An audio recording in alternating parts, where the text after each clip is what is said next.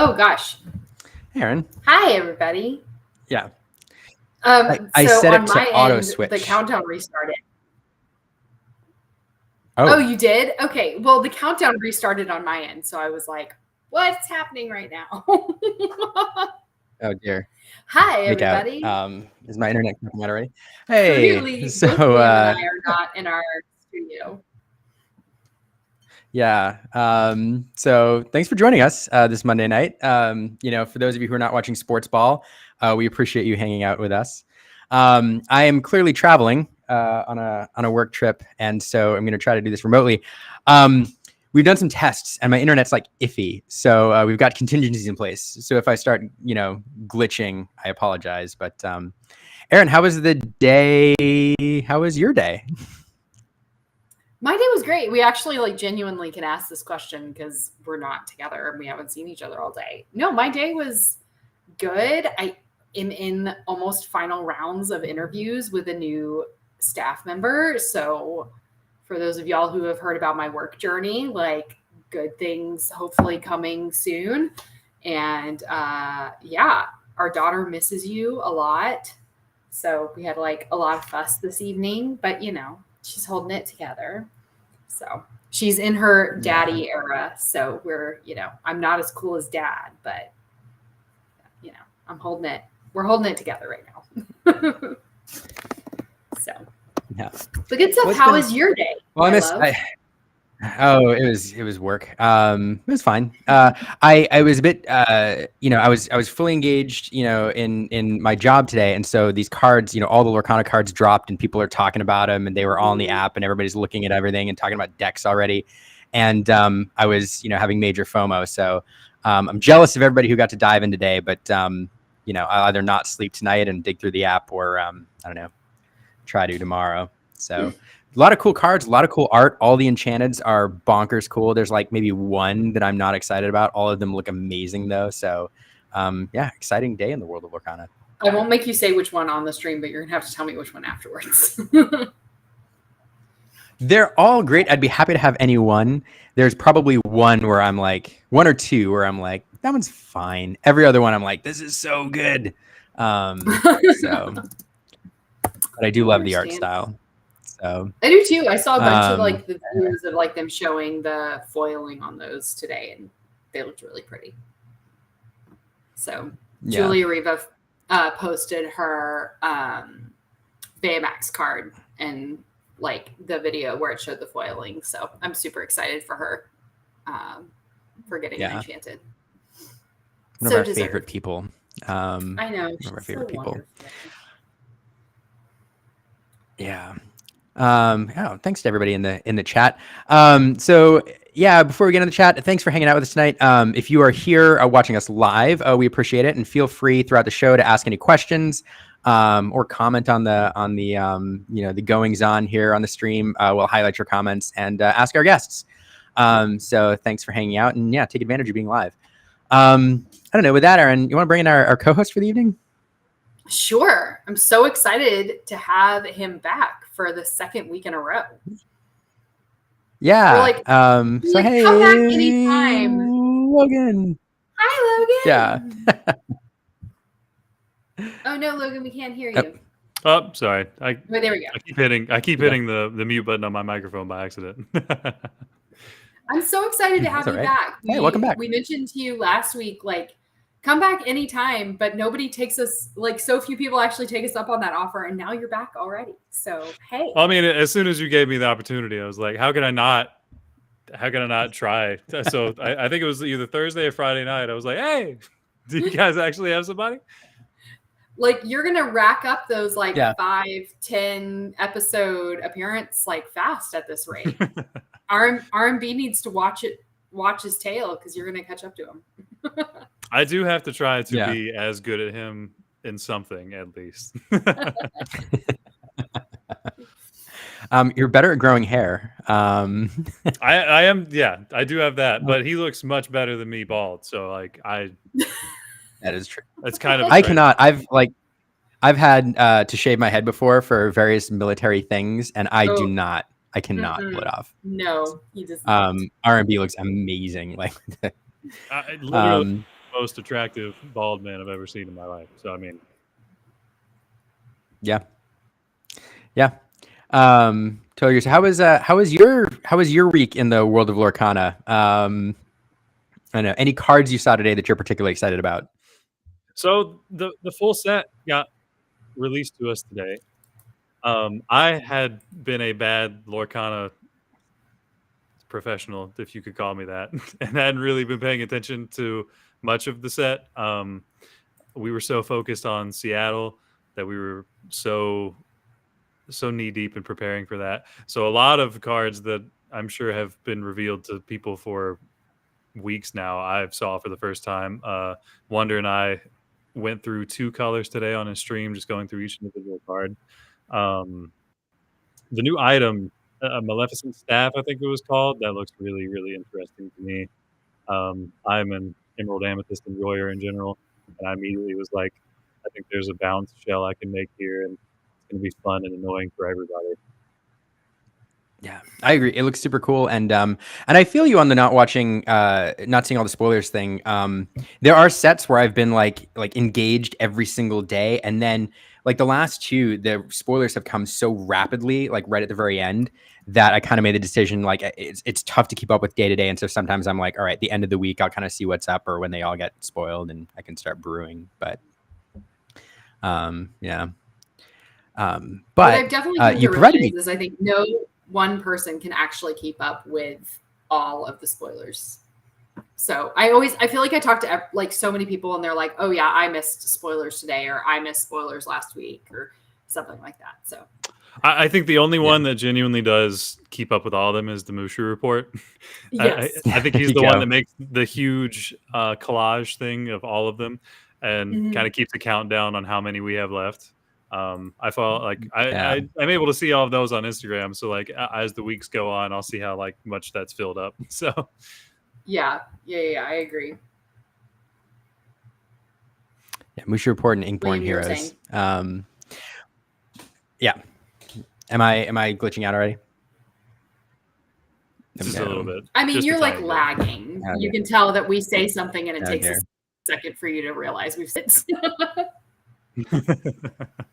Not too bad. When you start hearing this, let's bring in our first guest because it's far more interesting than any of us. Logan, you mentioned Seattle and the Lorcana Challenge, and that was the final one for the year.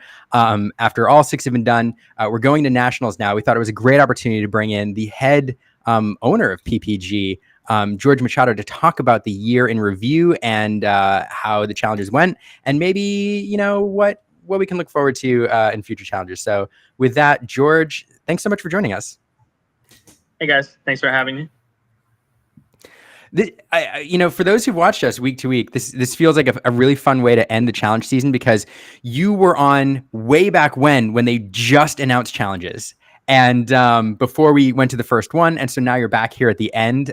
So it's super fun to kind of like bookend the season, chatting with you here. So thanks so much. No, and I appreciate you guys inviting me back. It's been a real wild ride, very exciting ride for all of us, and really happy to hop on here and kind of just like, go over it. So thank you again. Well, does it feel real? Because like the last time we chatted, that everything had been kind of announced. Atlanta hadn't happened yet. You were probably like barely hanging on with all the details going on. How does it feel, now that we're on the other side and you look back and you see what you accomplished over the last year? It definitely feels surreal, 100%. Like I remember going into, I want to say like Vegas, and we were like, "Could you believe Atlanta was like 3 or 4 months ago?" And we're like, "That feels like it happened like a year ago," because of how fast all of us are really like moving, how agile we're all being, and making these like pivots to make sure that the experience continues to be refined and better over and over again, because the identity of these were really just being figured out as they kind of went along. So yeah, it still to this day is extremely surreal. It doesn't even feel like we're in the postseason, and we are. And honestly, I feel like there's just so much more to go, even with just looking at Anaheim specifically and having that kind of climax for North America. I'm super excited. So we Are you all are. actually going to get to take some breaks from traveling? Because you've been at like every challenge in person. So I feel like you've been all over this country these last 6 months. Every challenge we've been hosting in Latin America. We've been doing some shows for other partners. We've been hosting the tabletop area for a lot of our clients, like at New York Comic Con and a lot of these shows. So there's been months that it's just 3 weeks out of the 4 that I'm on the road, either myself or Anna, and making sure that all our clients are happy, right? Not just Lorcana. Of course, Lorcana is very important. We want to make sure that we always attribute like 100% of our attention to that. But yeah, it's very much so a juggling act. And the good thing is that even on other shows and much larger, 50,000 person New York Comic Con, for example, is 250,000, attendees. There's something that we take away from every show, and we're like, how do we incorporate that, right? Like, how are we able to kind of make that into our own version of events? And it's just exciting. I always like learning. I always like improving upon processes, and I'm never really satisfied. So I guess it's a blessing and a curse. Well, I for sure want to say from a competitor standpoint, the evolution from Atlanta to Seattle, I mean, we could really tell that you guys were listening to feedback at every single event. I don't think anybody can say without any shadow of a doubt, each event got significantly better. Were there like specific things you guys did at each one to try to really pinpoint what you wanted to focus on, or was there kind of like an umbrella of things that you're like, okay, maybe this needed to be a little bit more tightened up, or maybe this needed a few more people around? How would you approach that? Yeah, there was definitely like before each show we had our laundry list of priorities, but they would definitely shift around as we were real time. Obviously, you had like real time, red flags or mini fires, what we like to call them, around that you kind of have to like put out, kind of like a mini game. But yeah, we very much so would hear, because we take a lot of feedback both from the staff anonymously, public staff, and then we do attendees as well. And Melee gives a lot of transparency. So shout out to our partners at Melee that they're able to, forward a lot of this feedback. And we see what are areas that we need to improve on, and we kind of focus on those. But that doesn't mean that we ignore other areas that we feel, because my biggest fear is really complacency, and just being just complacent and just, oh, this went fine this show, let's not. No, we really always just have to give everything, but it's hard, right? You kind of spread your attention, and that's where I really want to shout out our team, our core foundation admin team, along with our contractors and our judges. Without a judge program, we've kind of built a very sustainable and very reliable program from the ground up. And shout out to the hundreds of contractors that have helped make that a reality, because honestly, without them and believing in our vision and believing in the process and utilizing all the resources that we have to make sure that we set them up for success, honestly, none of that would even, I can't do this all by myself. Anna can't do this all by herself. It takes a lot more than a handful of us. So yeah, I just want to give a shout out to all those pieces, because they're extremely important. To that point, even without a judge program, I've noticed, I've been to all of the North American DLCs this season. And I noticed that a lot of the same judges go to all of them. They're like a handful of judges that I've seen in each one.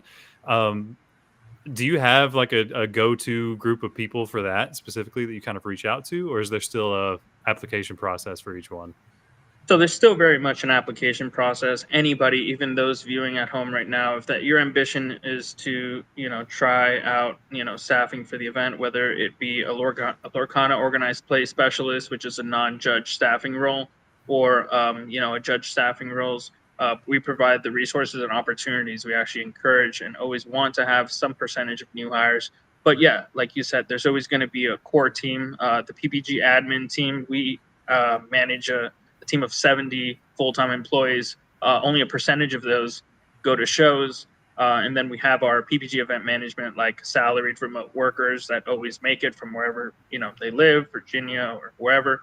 And then we have a percentage of those. So it's a good mix of like, you have this workplace environment from not only being from the day-to-day brick and mortar maybe, but maybe just being an event specialist and being a contractor, to some judges that really believe in the vision and really continue to reapply, and we see their worth and we see what they bring to the table. But yeah, you also need to have a revolving door to make sure that it is an accessible thing and everybody kind of gets that experience. So it's definitely a balancing act there too. But yeah, the fact of the matter is that when you see judges over and over again, chances are they're probably doing a really good job. So that's a great point, because you said something that I really like. One is the balance between the revolving door and the established judges, because I've seen both. On the one hand, you have judges who've been there over and over again. There's several that come to mind, and when you go to a challenge and you see that judge, you're like, it feels like home, because you're like, that's somebody that I know and appreciate, and they're part of the community. On the other hand, I'm in a lot of different like communities and Discord chats where people who get to go be a judge, like for example, several went to go be a judge for the first time in Seattle, and it was like the highlight of their season. And the fact that there was that space for them to go and get that experience during the year was so cool. And so I appreciate both approaches, and that you managed to blend them that way.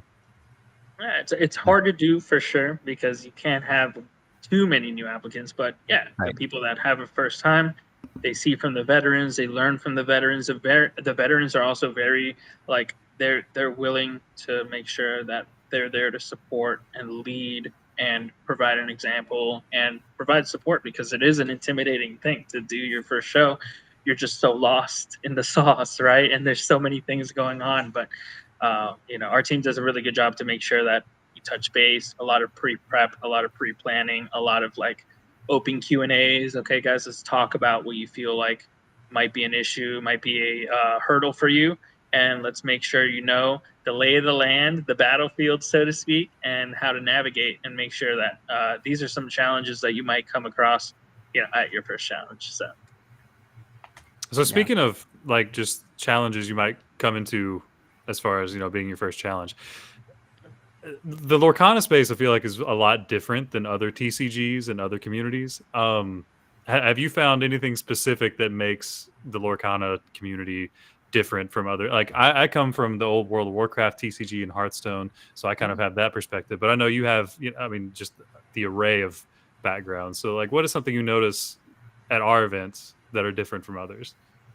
Yeah, and that's a really great question. We come from a smorgasbord of backgrounds, right? We've worked with Yu-Gi-Oh! And Konami, Wizards of the Coast and Transformers, Pokemon, Bandai games, all those Japanese games, very Japanese mindset. The pricing is a little bit different. That they don't like top cuts sometimes. So we've seen it all really, and Lorcana is absolutely has their own like very creative and very honestly beautiful personality to it. It's just so welcoming. Everyone is just so happy to be there. It's really more about the experience than just like a tabletop competition where, sometimes you come from other games. Me, myself, when I was a wee lad, I started with Yu-Gi-Oh! And that scene is just like, everyone's just trying their maximum hardest. Like nobody's really there to like enjoy and connect and, experience in the history of the IP. And here it's completely different. So it really takes a lot of like knowing your audience, and we're very reciprocal to that, because honestly, we've started at players. We're all like in some part of the organization, we have seasoned TCG players, myself included. A lot of pieces on our team at some point have played games at the very highest level. So we can know and appreciate that, but also know and appreciate those attending their first event and what type of hurdles and what type of intimidation, like things that might come off as intimidating or maybe unknown to them. And we're able to try to streamline those things. And yeah, some communities require a little bit more of a specialized approach in doing that. So I want to say that the community has been more than understanding as this kind of tour has been able to shape an identity and kind of be able to see from show to show that not every show is the same. I know that for some that might be challenging, but honestly, I think it's been for the best, right? Like adding illustrators, adding guests, adding these experiences that are just outside of the trading card game is something that we want to prioritize, because we want to make this inclusive for all, and we don't want just make it a trading card game tournament. So these are all really great things that we've been able to have some leeway on as we've kind of gotten through the bread and butter of it all, which is just that trading card game tournament. So yeah. So George, taking it all the way back to kind of the beginning of this season,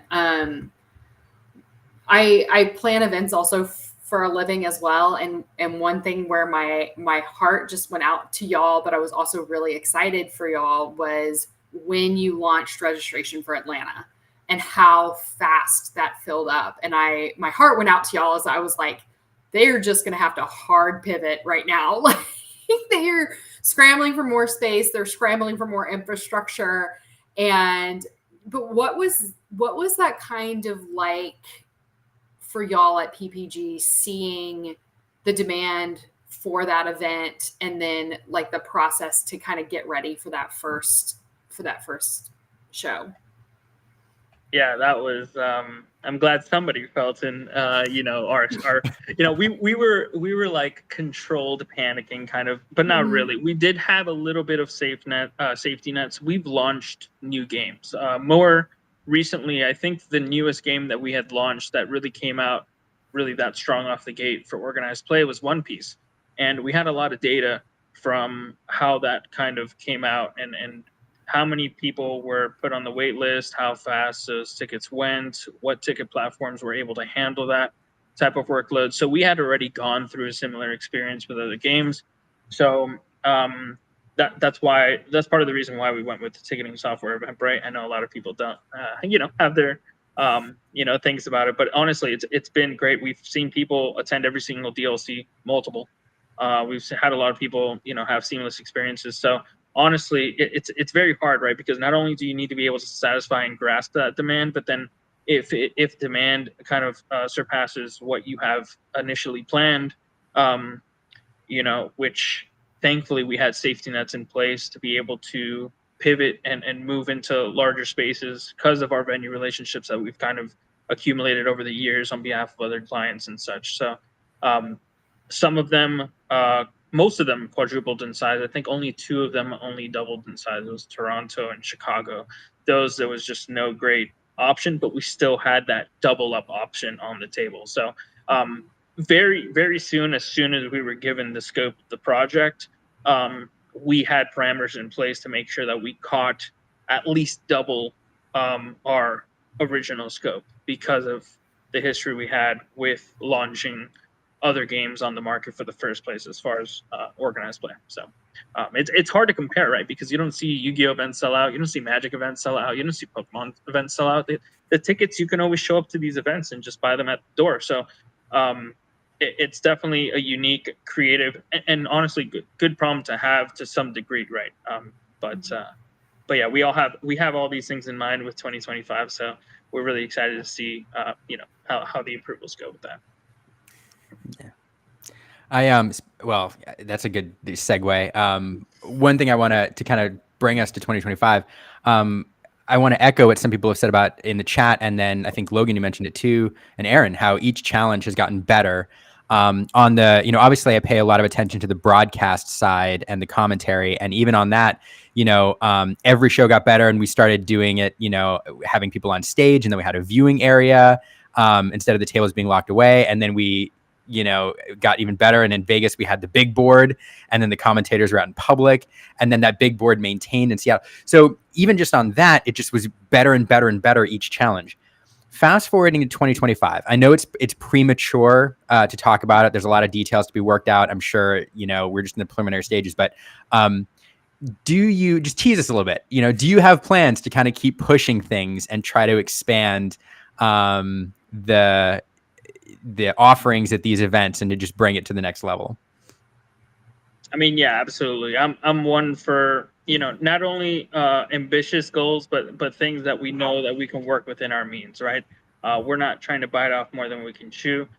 There's a lot of these kind of like zones and activations and dimensions that you add to shows that sometimes take up more real estate than or maybe you need to keep in mind, the fire and safety hazards and things like that. So yeah, to your point, there was a lot of things that we wanted to make sure were controlled, because we knew that having a viewing area was going to be widely popular and that we would have a large density of players, because it's a very fun game to watch, right? And the production does a really good job of making sure to broadcast that in a really great way. And the LED wall was something that we've worked with in the past and has always been a huge attraction. So when we finally got the approval to throw it on stage, they effectively I don't think I see ourselves really in a show without one. Honestly, it's just such a great way to just really capture the audience's attention and be able to see something instead of everybody just walking around on their phones, running into each other, watching the game, and doing all this,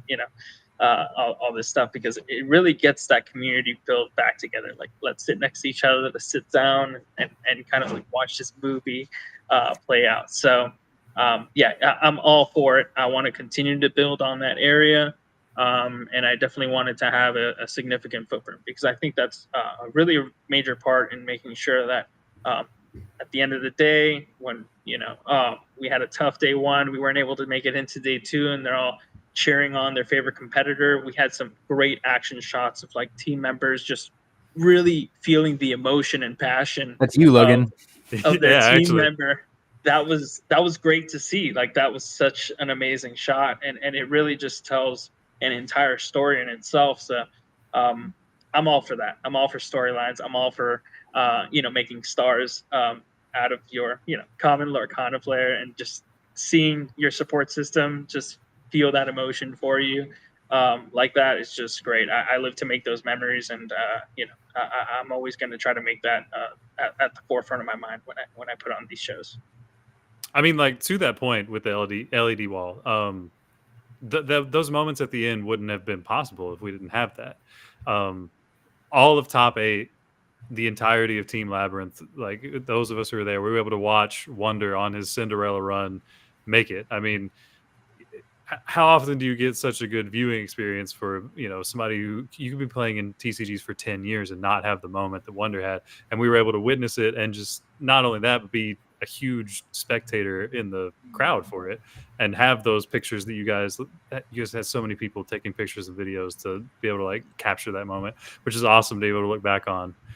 But like on that specific moment, or even just that learning experience, I know this is kind of looking way far in the future, but do you see a 3, 5, 10-year roadmap that could blow up Lorcana to something that is maybe a Yu-Gi-Oh or Magic level of like posterity, or something that has that level of, we look back on it in 5 years and like, wow, I remember when we went to the first challenge in Atlanta and how small that seems that to now.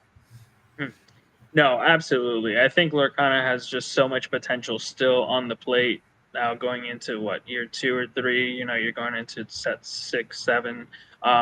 I think that if you continue to refine these processes, continue to add different dimensions, I think the possibilities are really endless. And this is from an organizer that has organized, the top 3 games before. So I really do think that there's a lot of space. There's records that we're breaking. For example, I think Yu-Gi-Oh just broke their record in Canada for having like 800 players in a Canadian YCS, where like the Toronto Challenge had well past that with 900 plus. So we've already broken a record that a 20 plus year old game has kind of held in Canada. And honestly, a lot of these things are limited, and they're maybe limited within good reason. There's a lot of bottlenecks in the process at multiple different chains that maybe we can't speak about or speak to as well as we'd like to. But our goal is always to accommodate as many players as possible. That's something that is within our scope, is within our bandwidth, is within our our venue partners, is within our staffing.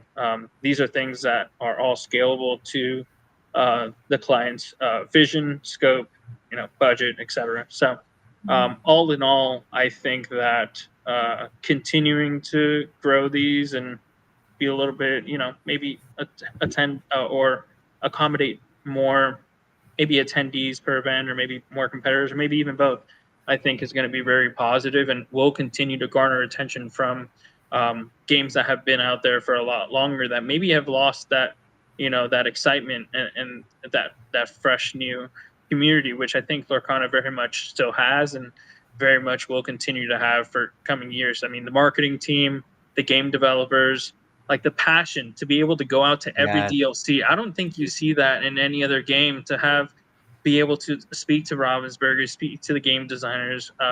Even Ryan's made it out to a few, I think like three events, which is like incredible, because I could imagine a very busy man Yeah. with his family and everything.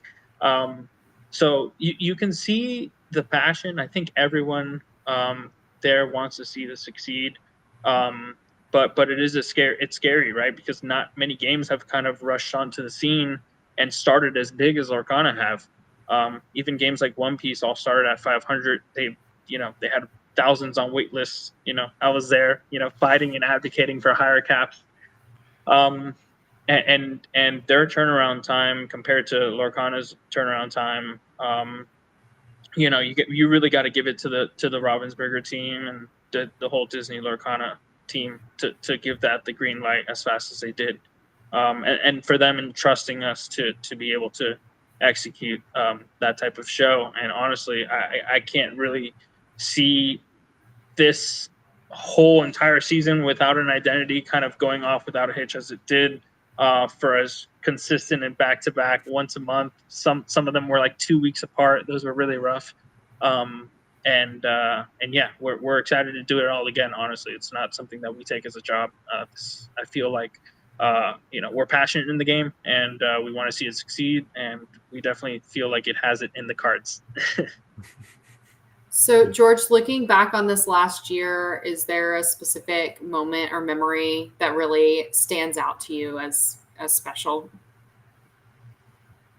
I mean, there's too many, honestly. I do really like the community and how they see us kind of like walking the show floor and making sure everything is okay. The smiles that we get as we go through the lanes of players, all the players that we've seen from years ago managing their favorite game at the time, and now their favorite game is Lorcana. The amazing amount of staff that just are just so happy and just love the opportunity to be able to work these things. These are all a combination of things, players getting excited for their team member winning. Like, these are just all in all. It's hard to point out one, to be honest with you, but every show, it definitely something comes out of it that really, we love to see it. Yeah, this is how passionate we were. When the game got spoiled, all our community was like, we need cards. So we made we didn't want to make like cards that can be confused as proxies and such. Mm-hmm. So we made them clearly, obviously fake. And our employees, my employees, I give them the credit card. I'm like, here, just get it done, whatever, so you guys can play, because everybody's dying to get Lorcana cards in their hand. And they went and put my face in the back of each card just to make it extra like, hey, these are not real cards. And it's so funny because they were just so passionate about it, but then they were just so like good spirited about it. It's really funny. But it came all full circle, because I think a year after that, we were kicking off the Lorcana series. So it's honestly, it just feels like a dream. It's just actually just not believable. So we're extremely lucky to be here today, and really glad that we got the opportunity, to be honest with you. Well, we're glad you did too, and I do have to say, that passion that you're talking about early on that your employees showed in those cards. I mean, we saw it. I think my first time. Well, I saw you in Miami TCG Con running that big Lorcana tournament down there, the biggest one ever at the time. Yes. And then Aaron and I went down and did some commentary with you in TCG Con Houston, and you all were running great, big Lorcana events and building community before challenges were even a thing. So I think that passion for the game comes through in all the events you do, and I appreciate it. So. No, of course. I mean, we don't really carry games without really trusting in the foundation, the mechanics, the community. Like, these were all things that were just like net positives from the get-go, and we saw the potential, and we were like, we want to rise this game to the top. Like, we want it to break the top 3, and that will continue to be my goal, so long as we're given the opportunity to do so. That's awesome. Those George cards are about to become a Yeah, collectible. the chat is very much interested in the George cards. That may have to be a special thing. Yeah. Well, George, I know we only had you for a short time. Thanks so much for joining us. For those who want to follow along what PPG is doing, there's several places you can, and we're going to post them in the show notes. I will post here in the chat a link to Pro Play Games' Twitter account, which is a great way you can follow what they're up to. And you should definitely follow along if you're into not just Lorcana, but into TCGs in general, because as you mentioned, George, there's a lot of other games that you cover. So thanks for everything. Before we say goodbye for the evening, thanks again for joining us. Any closing thoughts? I am looking forward to unveiling more information about the Continentals event. I am extremely happy. Our team has been day in and day out just figuring out what we can do, get approvals for. There's just so much, there's a process to this whole thing. And to be able to host an event that only happens once a year is very exciting for us. And trust us, we're going to do what we can with the cards that we're dealt. So I'm really looking forward to seeing everybody there. If you see us there, please, walk up and say hi. It's really hard to miss me. Really hustling and bustling on the floor, but even if it's just for a second and I say hi, it means the world. So thank you guys again for having me on the show, and we look forward to hosting you guys all in about 2 months. Yeah, look forward to George, seeing you there. we look forward to hopefully seeing you and having you back on the show for season 2. And you realize now, my parting thought is you realize now people are going to ask you for those George cards. You're going to have a stack of George cards, man. Yeah. Oh, God. I'm going to have to find them. I feel like they were disposed of somewhere, but we'll see. I'll see if I can take them. You're just making them more valuable, George. You're just making them more valuable. God. Limited edition. All right. Thanks. All right. Thanks so much, George. We'll see you next time. Thanks, George. Have a good one. Oh, all right. I had a lag there right as we were going to the green room. So much fun. I mean, that the company is so passionate about the game and the community. I don't know. It's always a pleasure seeing them at these events. Well, it's great hearing, because we've always suspected that we have very high numbers compared to other games, right? I attended a PPG event before the DLCs were a thing. I was going to as many PPG events as I could, just because that's all that was available to me. Yeah. And compared to the Magic, I think they had a 10K Magic event on the same weekend as a Lorcana 2K, and Lorcana 2K had double the amount of entrants as the Magic 10K. And at that moment in time, that was before Labyrinth, that was before anything really big had come into my life, and I was just kind of looking at those numbers and being like, wow, maybe there's really something to this. Not only do I enjoy playing the game, but a lot of other people do too. So seeing him actually, be excited and hear that we broke a record in Canada with our first event of our first season. Who else does that?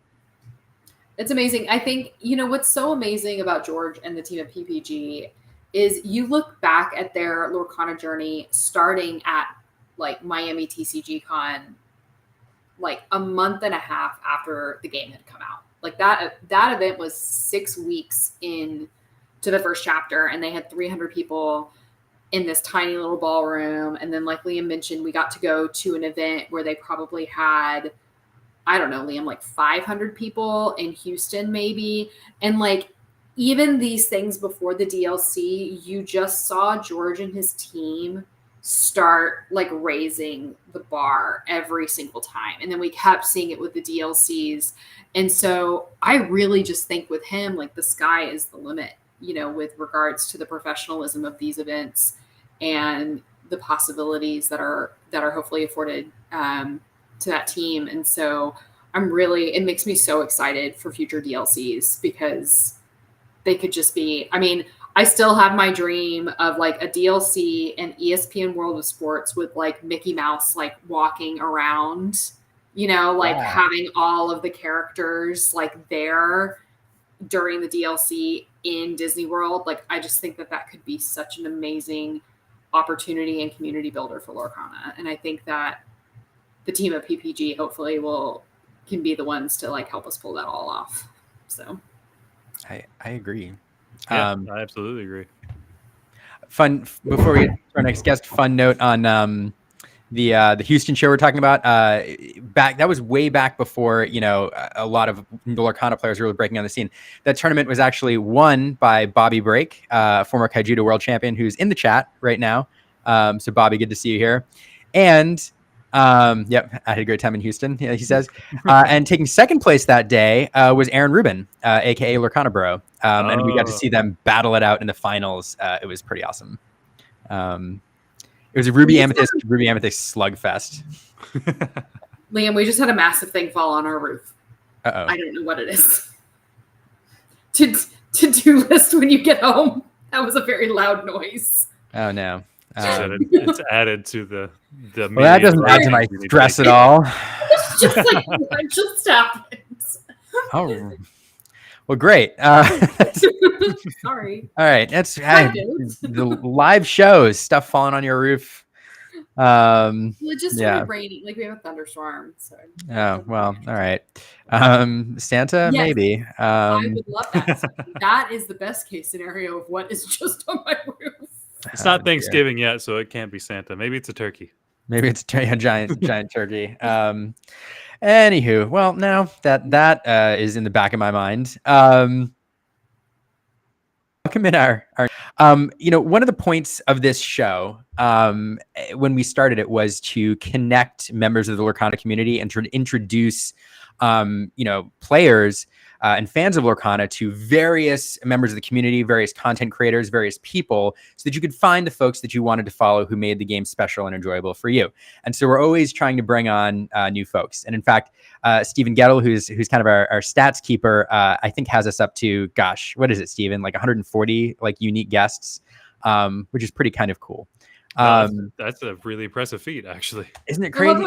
Pretty kind of cool. That is very cool. Pretty kind of cool. Yeah, Caroline says 142 with our next guest, who's a unique guest. So our next guest is somebody I've been wanting to have on for quite some time. For not only is he a fantastic player, he's also a Emerald Amethyst enthusiast. And I know, Logan, you and I are big fans of that deck as well. Absolutely. I told Liam, by the way, I was like, I'm gonna just let y'all all nerd out on your Emerald Amethyst decks, like. Just like yeah. we have three of y'all. It's gonna be great. Yeah, I mean, like a fun little history lesson. The first PPG event, big PPG. Well, I say big. The first 2K I ever attended, I top 8'd with Emerald Amethyst that I created back in set 2. So it's always been my favorite pet deck. Yeah. Well, that's awesome. I'm willing to bet both of us have played it, and I'm willing to bet that both of us have learned quite a bit from Artabax, who we're about to have on, because he's really the one that I think everybody follows to see where he's going. So, gosh, I've introduced him enough. So I'm gonna bring him in and then continue my Artabax. Welcome. Hey, thank you for having me. Feeling honored. Thank you. Yeah, I wasn't through with my introduction though. I have to mention two more things. But I felt bad when you're sitting in the green room, like listening to us.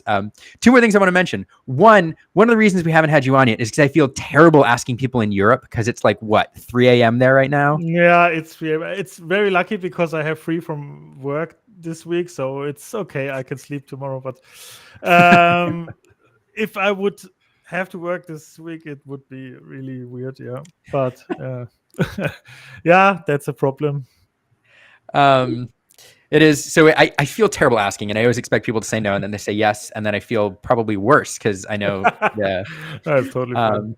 But the other reason, going back to my thing about connecting people with content, is you have always made great content, but now this week last week, you launched a brand new podcast with another one of our favorite creators, Lorcana Decklists. You have one episode out now, and it was a blast to listen to. So I wanted to make sure that we did our part to let everybody know that podcast is out there and that people should go subscribe to your channel to catch those.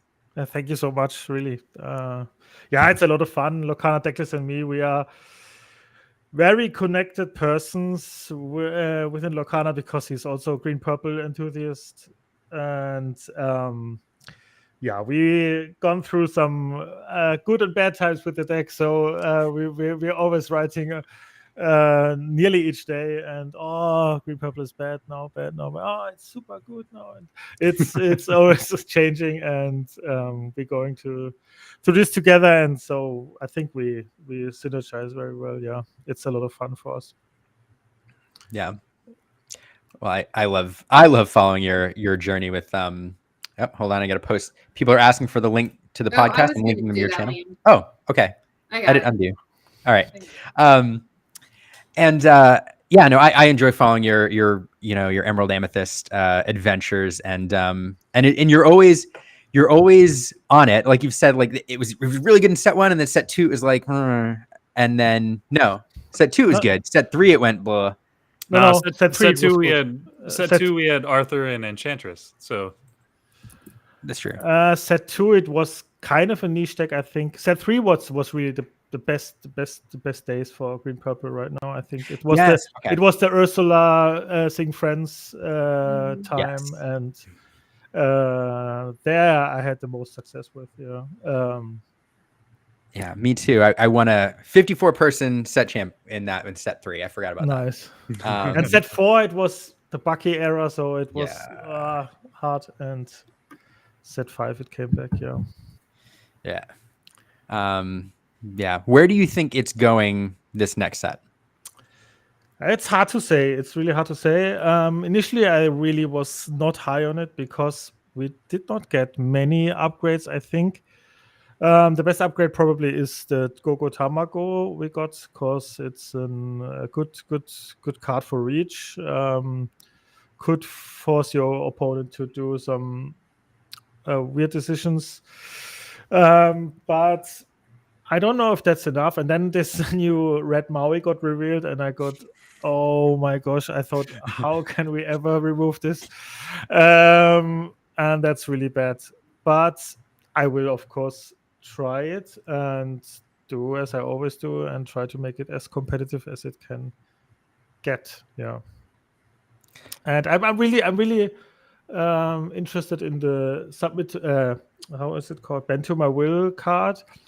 Especially in green purple, because I think it's, when it first revealed, I thought this card is a trap, because I thought it's very expensive, and I mean the effect is powerful, but then in the end game I don't know if it's that impactful. But you can do some silly things, I think, about singing You're Welcome with your rabbit, and then bend to remove the last character from my opponent, and bend to my will. It should be a very powerful line. But yeah, I have to figure it out what's the best spot for it. It's always very flexible, that I always liked about it. You can build it very fast, and you can build it a little bit more with a grindy route, with Lyle and such cards. And yeah, let's see how it will be in the new format. I think the new format in general is a very impactful, the new set is a very impactful set. I think there are a lot of cards, I think, that are playable and could shake up the meta game pretty much, I think. That's something Sailor and I have talked about a lot. There's so much power that's come out with this set. It seems like Sapphire tends to have gotten a lot of very powerful cards, but there's some interesting niche things that have come out too. Like in Amethyst, we have, I think it's Maleficent Staff, the one that gives lore every time you bounce something from your opponent. Have you thought or wheelhoused anything in Emerald Amethyst to make a shell? Not yet, but I think that could be, of course, a reasonable. Yeah, I think that's a really good card, the Maleficent Staff. I mean, you have to be careful with the card, because you skip an early turn to play it, and then you need to catch up with the tempo. What's a bit of a task to ask, maybe, but I will try it, of course, to make it. I think it fits the green purple playstyle, the Maleficent stuff. It's just exactly what green purple does all the time. So I will, of course, try it. Yeah. This seems like a good time to, because we're dancing around. You're talking about the impactful set and cards that you think would be good. One of the things that you did in your first podcast is you and Lorcana Decklists talked about each of your top 5 cards for the set, and so we don't want to pull everything out of the episode because we want to give people a reason to go listen. So we left his there, but we pulled your 5 out. So we can give kind of people a taste of what you're doing and, I don't know, talk about the set a little bit. So that's top 5. Let's talk about these, why you think they're the best cards in the set. This is number 5, other than having some of the best art in the entire game. What's up with this? Really, I think, of course, all of these cards, it's hard to figure out day one if they be the most impactful cards. I mean, it's always anticipating, and some of them could be really unplayable, maybe, but I think this will be playable. It's just a very powerful, aggressive tool. It's very scary if I look at it. So, because you really will have much situations in the game where you think, hopefully they don't shift Simba now and quest with it and ready all of your characters because you're doomed then. And yeah, I can't see that many downsides. It can sing Whole New World, of course, too. It's in maybe Ember Steel. It's just a very aggressive card that if the effect readies 2 of your characters, I think it's nearly over then most of the time, because if you ready your Piglet and your Smee with this, then this will be a hard time for your opponent to come back into the game. So the only downside for me is that you need to play Simbas for him. Yeah. Because Simbas were not very. I mean, in set 1, this card would be absolutely busted. But now, they are not. The Simbas are not the best cards. I mean, they're okay, but not something you would put in your deck automatically without this card. So that's a bit of a downside. But the effect, I just wanted to give this effect, just it's how can I say, it's time to shine, because it's a very powerful effect. Yeah,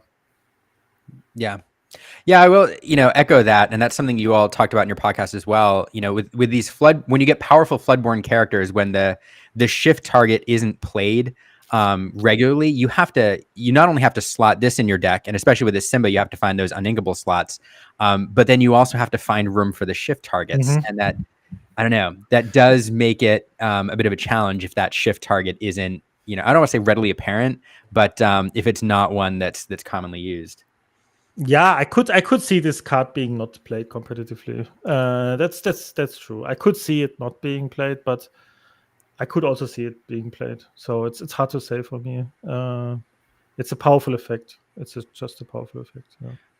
I'm sure one day it will be. That's one of the things about Floodborn. Yeah. That I think, from a design perspective, when you create these Floodborn cards, it's not that you restrict your design space, but now you have to take into consideration every time you print another character, what that's going to do. The card I always talk about is Beast Tragic Hero. The day that Beast gets like a 1 or a 2 drop that's playable, like that card is. Please not. How dare you talk bad about Morph like that? That's fair. That's fair.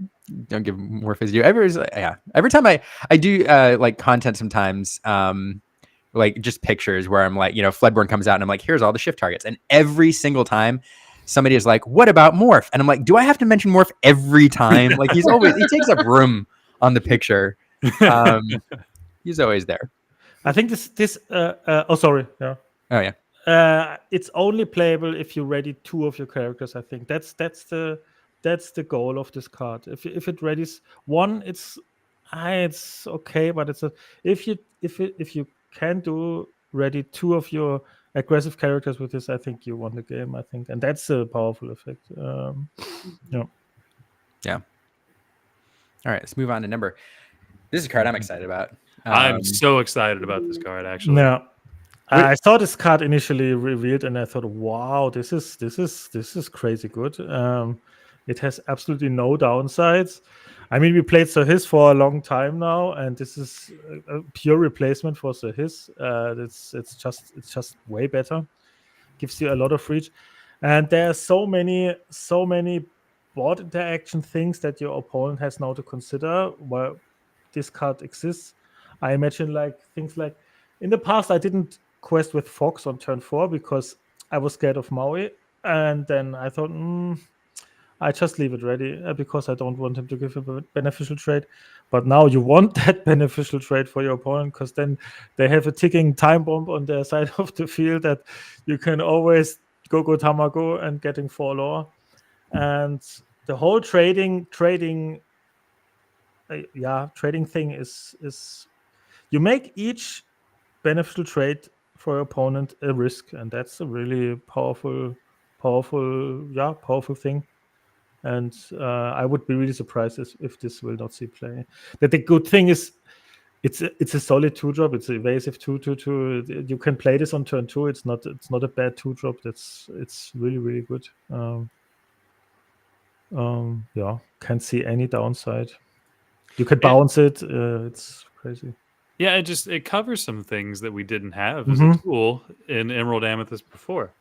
And like you said, now your opponents just can't leave lasting damage on their characters, or we can just drop this and it's a bomb.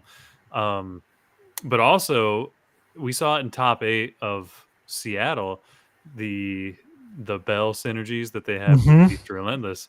And I think this could slot very well into a deck like that, where you can use Bell to move stuff around and use Mystic Rose even to move even more things around. Yeah, I think this card has so much potential. I'm excited to see what you do with it. I know that this is kind of where I've started with my initial lists, but obviously, I don't think it'll be as good as your initial list. Oh, I wouldn't say that, but I think it's a 4-off in any green purple list. I think it's I couldn't see something else. It can also trade Diablos and something. It's just really, really good. It's auto include for me. So it has to be in the top 5 list. And it's an enter playability in the color with the bounce effect. So it's targetable by muses, and so with enough ink in the and you don't usually build up that kind of ink reserve, I think, in green purple, but it's possible. You're playing this twice in a turn. Yeah, it's crazy. And the other note that I heard you say, Artabax, is that I love is you have to play as if your opponent, unless you have the deck list, you have to play as if your opponent had this card. So even if you're not running it in your list for whatever reason, and you're playing in a set championships where you don't have deck lists or anything available, you're getting the benefit of this card existing, even if you're not running it potentially, because your opponent is thinking you might have it, which is always fun. Yeah, it's crazy powerful. Yeah. I really love that they printed it. It's exactly the card I wanted. A good 2-drop. We missed it. Finally, it's there. Well, and I just love that it's from Big Hero 6. Aaron and I love this film. Absolutely. Yeah. Are you wearing yellow today in celebration of this card, Aaron? Because I am wearing my Bell T-shirt in celebration of Go-Go. All right, we'll move on.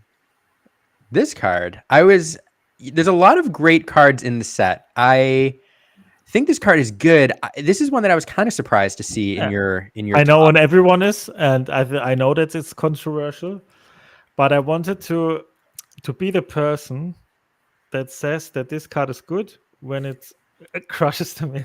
No, I think the card is in the right meta game. I think this could see a competitive play. I think, and it's probably shouldn't be in the top 5, maybe. But I thought when I see this card, it's so ridiculously powerful in a meta that has many early game drops, and I also wanted to mention that it's the right direction for the game to print cards like this for Ravensburger, because it's the card. It's one of the rare cards that exists in Lorcana right now that are better on the draw than on the play, because it's a catch-up mechanism. It's so ridiculously powerful. If they play a 1-drop, you play a 1-drop, they play 2-drop, and you shoot both away, and suddenly you are ahead. You're rarely ahead.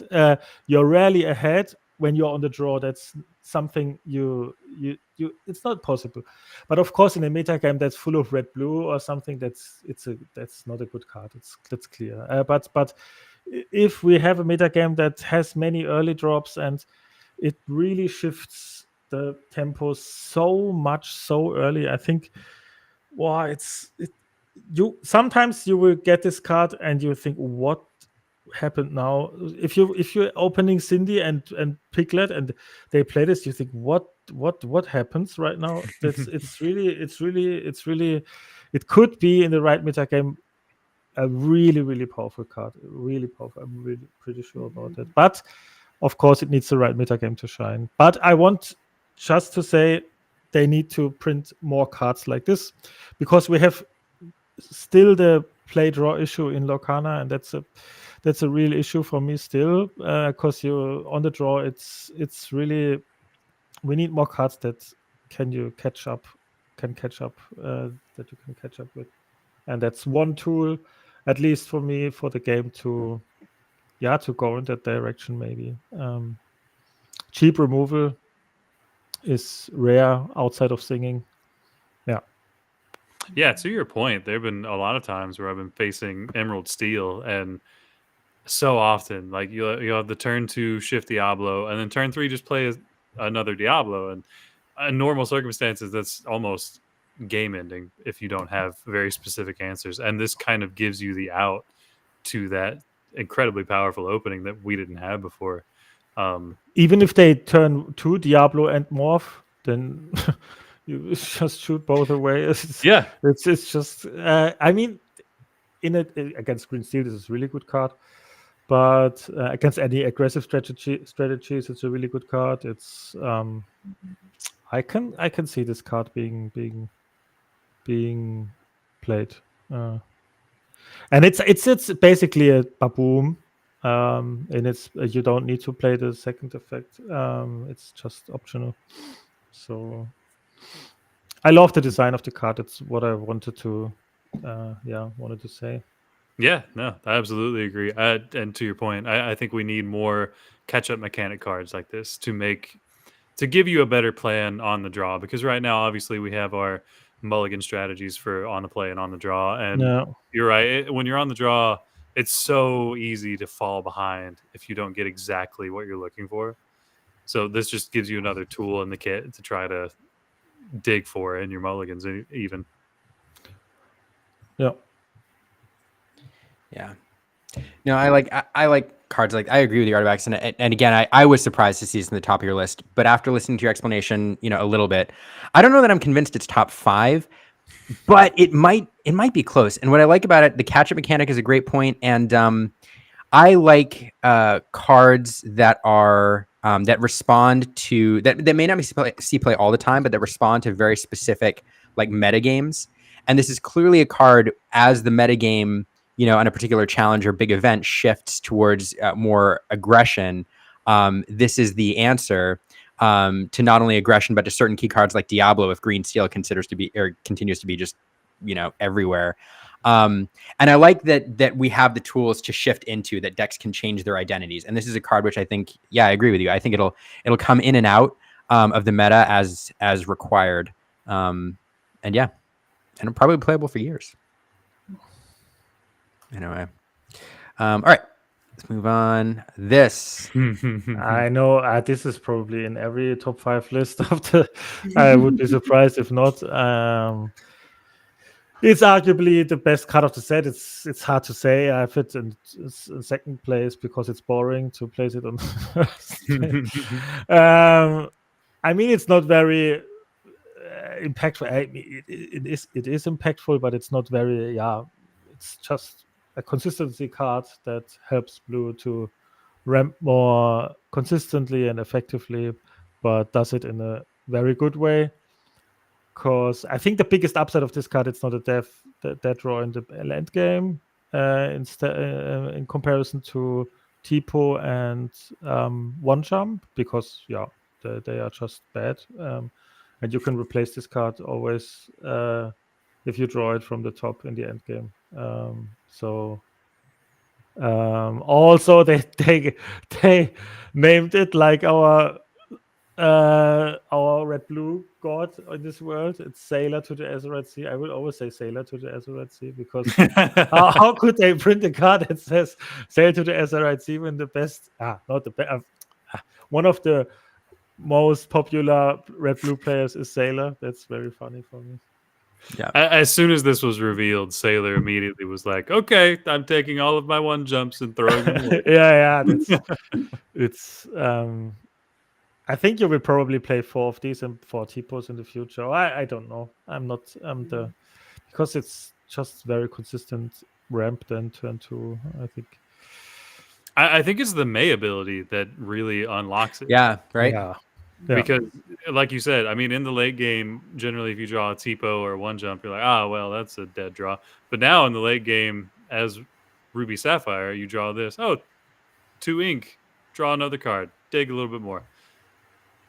Yeah. If it wasn't for the May, you're having to stick a card in there. Yeah, it's just good.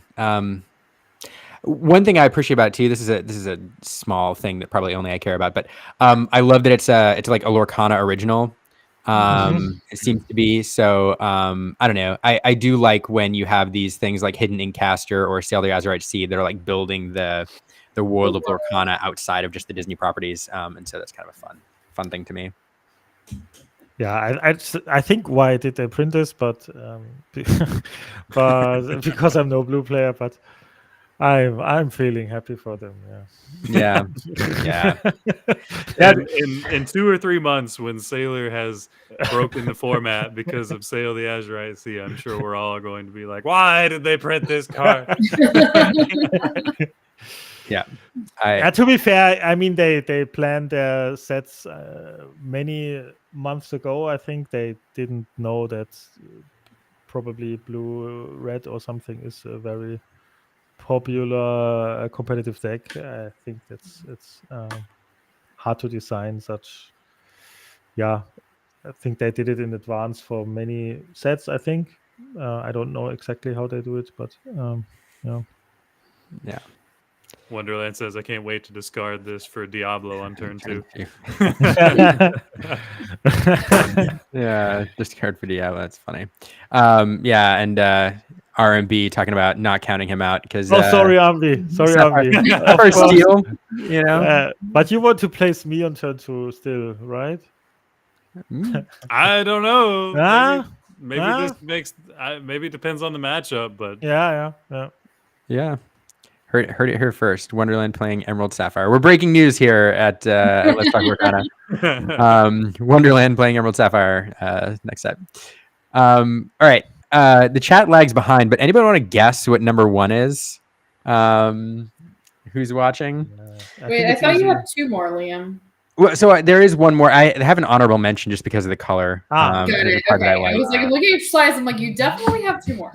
I know. I confused me too. I was counting and then I'm like, oh yeah, I threw an extra one in there. Yeah, no, that makes sense now. Yeah, the chat's gonna be a little behind, so I'm sure we'll see it as we pull up this guy. Drum roll, please. What can I say? I saw this card and I thought this has too much printed on this. I mean, how many effects can a card have? And they say yes.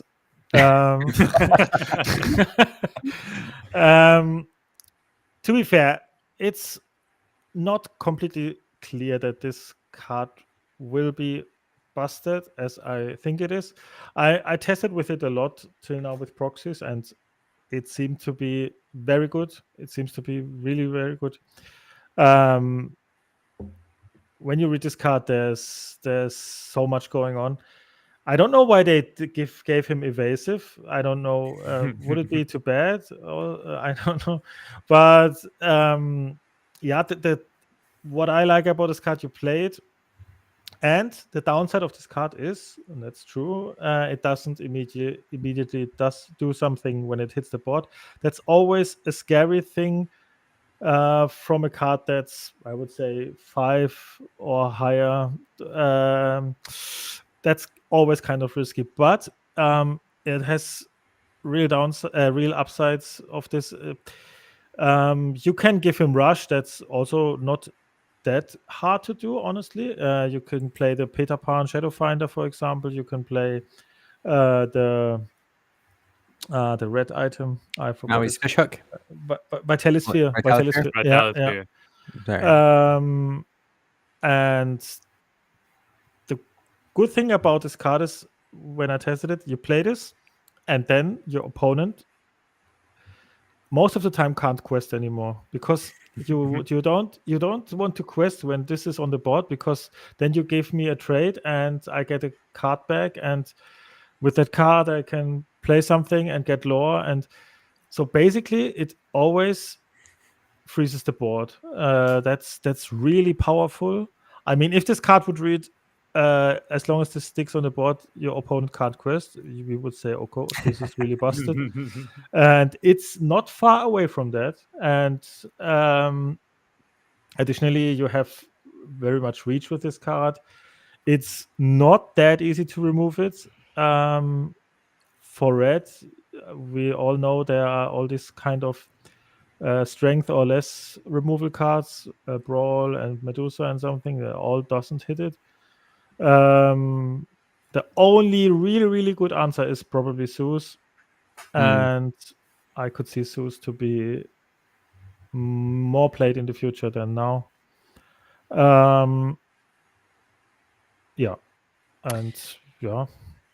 There's so much going on. A card that had so many effects, it's like Lyle for me. A card that has so many text can't be bad. I think it's when there's so much going on that there must be something, that's the thing for me, and we all have to figure out what deck. I mean, initially I think it's a red blue or red purple card, but we need to figure out how this will affect the meta game. But I'm pretty sure it will have some spots in some decks. It's inkable, of course, too. So can see many downsides of this card. But even with it being inkable, the decks we want to slot it into, Ruby Amethyst, Ruby Sapphire, it's already hard to make space. Yeah, that's a problem. That's a problem. Yeah, to your point, it's kind of finding its place in those decks. What cuts do you make? Or how do you reshape the deck to make this viable, right?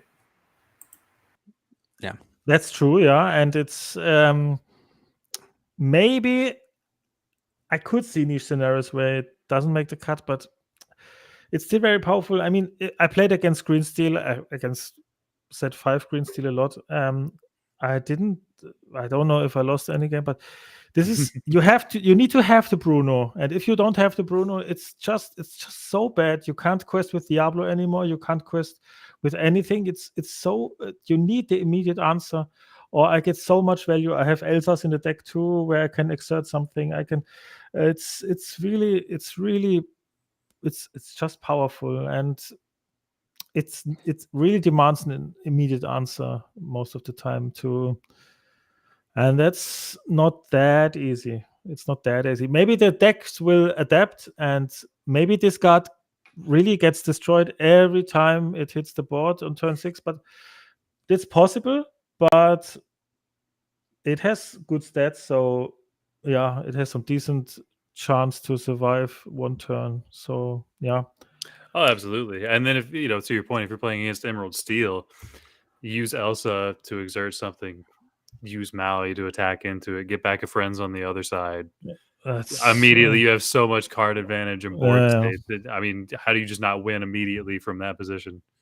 Yeah, and the board freezing point is still a big point for me, because it stalls. It stalls for you if they don't answer it, and then if the game lasts longer, the decks that play this card would typically are late game decks, will probably be in the winning position as longer as the game goes from this card sticking on the board. Probably. Well, it's also it's like a small perk, but talking about stats, just one more thing, a little thing in his favor is with the 7 strength, it does one-shot castles as well. And we knew that That's was a true, matchup yeah. that was problematic for Ruby Sapphire. So, Yeah. I mean, it has to sit on the board for a turn. Obviously, it doesn't rush, but it also, I mean, if it had 6, instead of 7, it would be that much worse. But it does provide a castle one-shot. Yeah.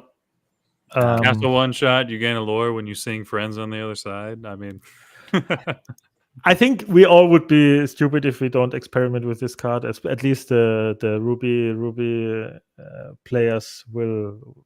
They need to play, at least try this card and see if it's the thing it provides. Yeah, but the biggest downside is the thing that that it doesn't do something when it hits the board, like Medusa or Tremaine or something else, and that's of course a downside. That's true. Yeah.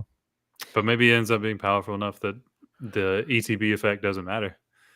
Maybe, and you have some tools. You have Peter Pan Shadowfinder is really, really good with this card. I mean, as long as Peter Pan Shadowfinder is on the board, this has rush, and it's a really threatening situation for your opponent to exert characters when they hit turn 6, because they don't want this to eat something and you get a spell back.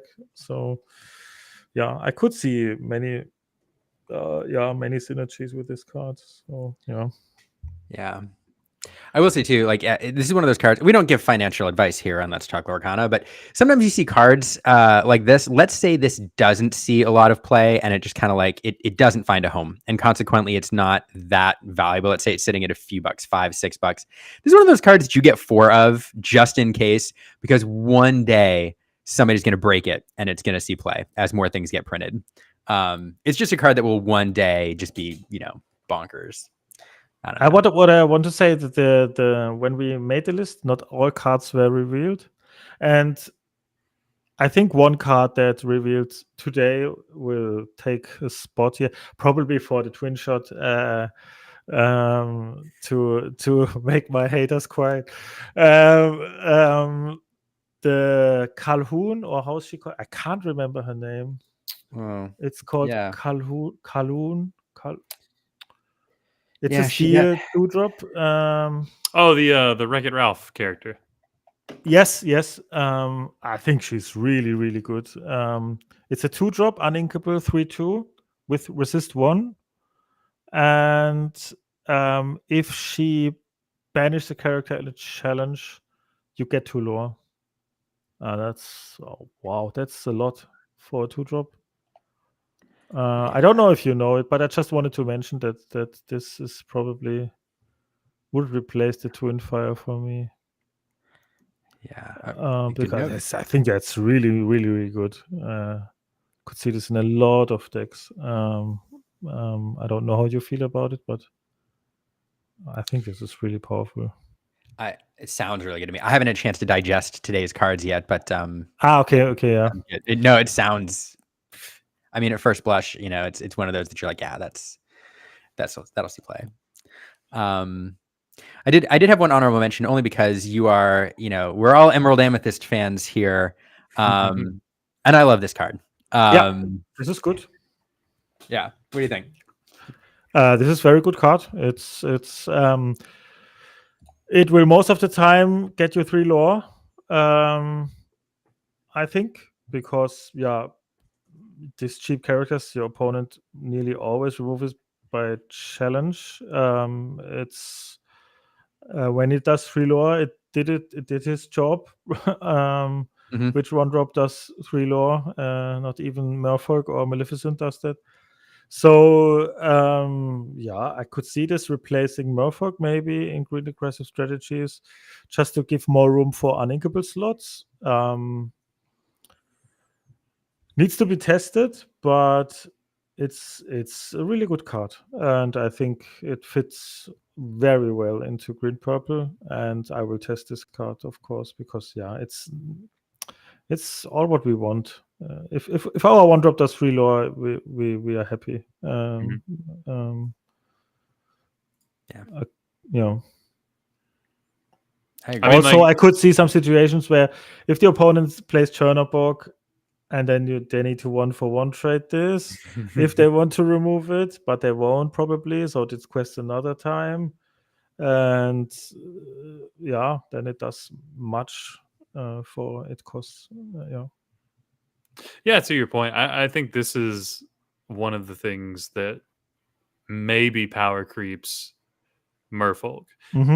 Being inkable helps it a lot, and that was one of the biggest downsides of Merfolk when you run that. Oh well, where are the uninkable cuts that we make now to fit these in? So still helps our aggressive strategy, but maybe now we don't need Merfolk because Fred exists. Yeah, so also against Steel, we wanted always to ink our Merfolk, and we couldn't. So this we can just ink if we don't need it. So it's just I could see this either replace Merfolk or you play both. Wonderland. That's could be. You could also play both, but also in green purple. If you see the deck list like it was in set 5, look for cardable cards. It's really, really, really hard.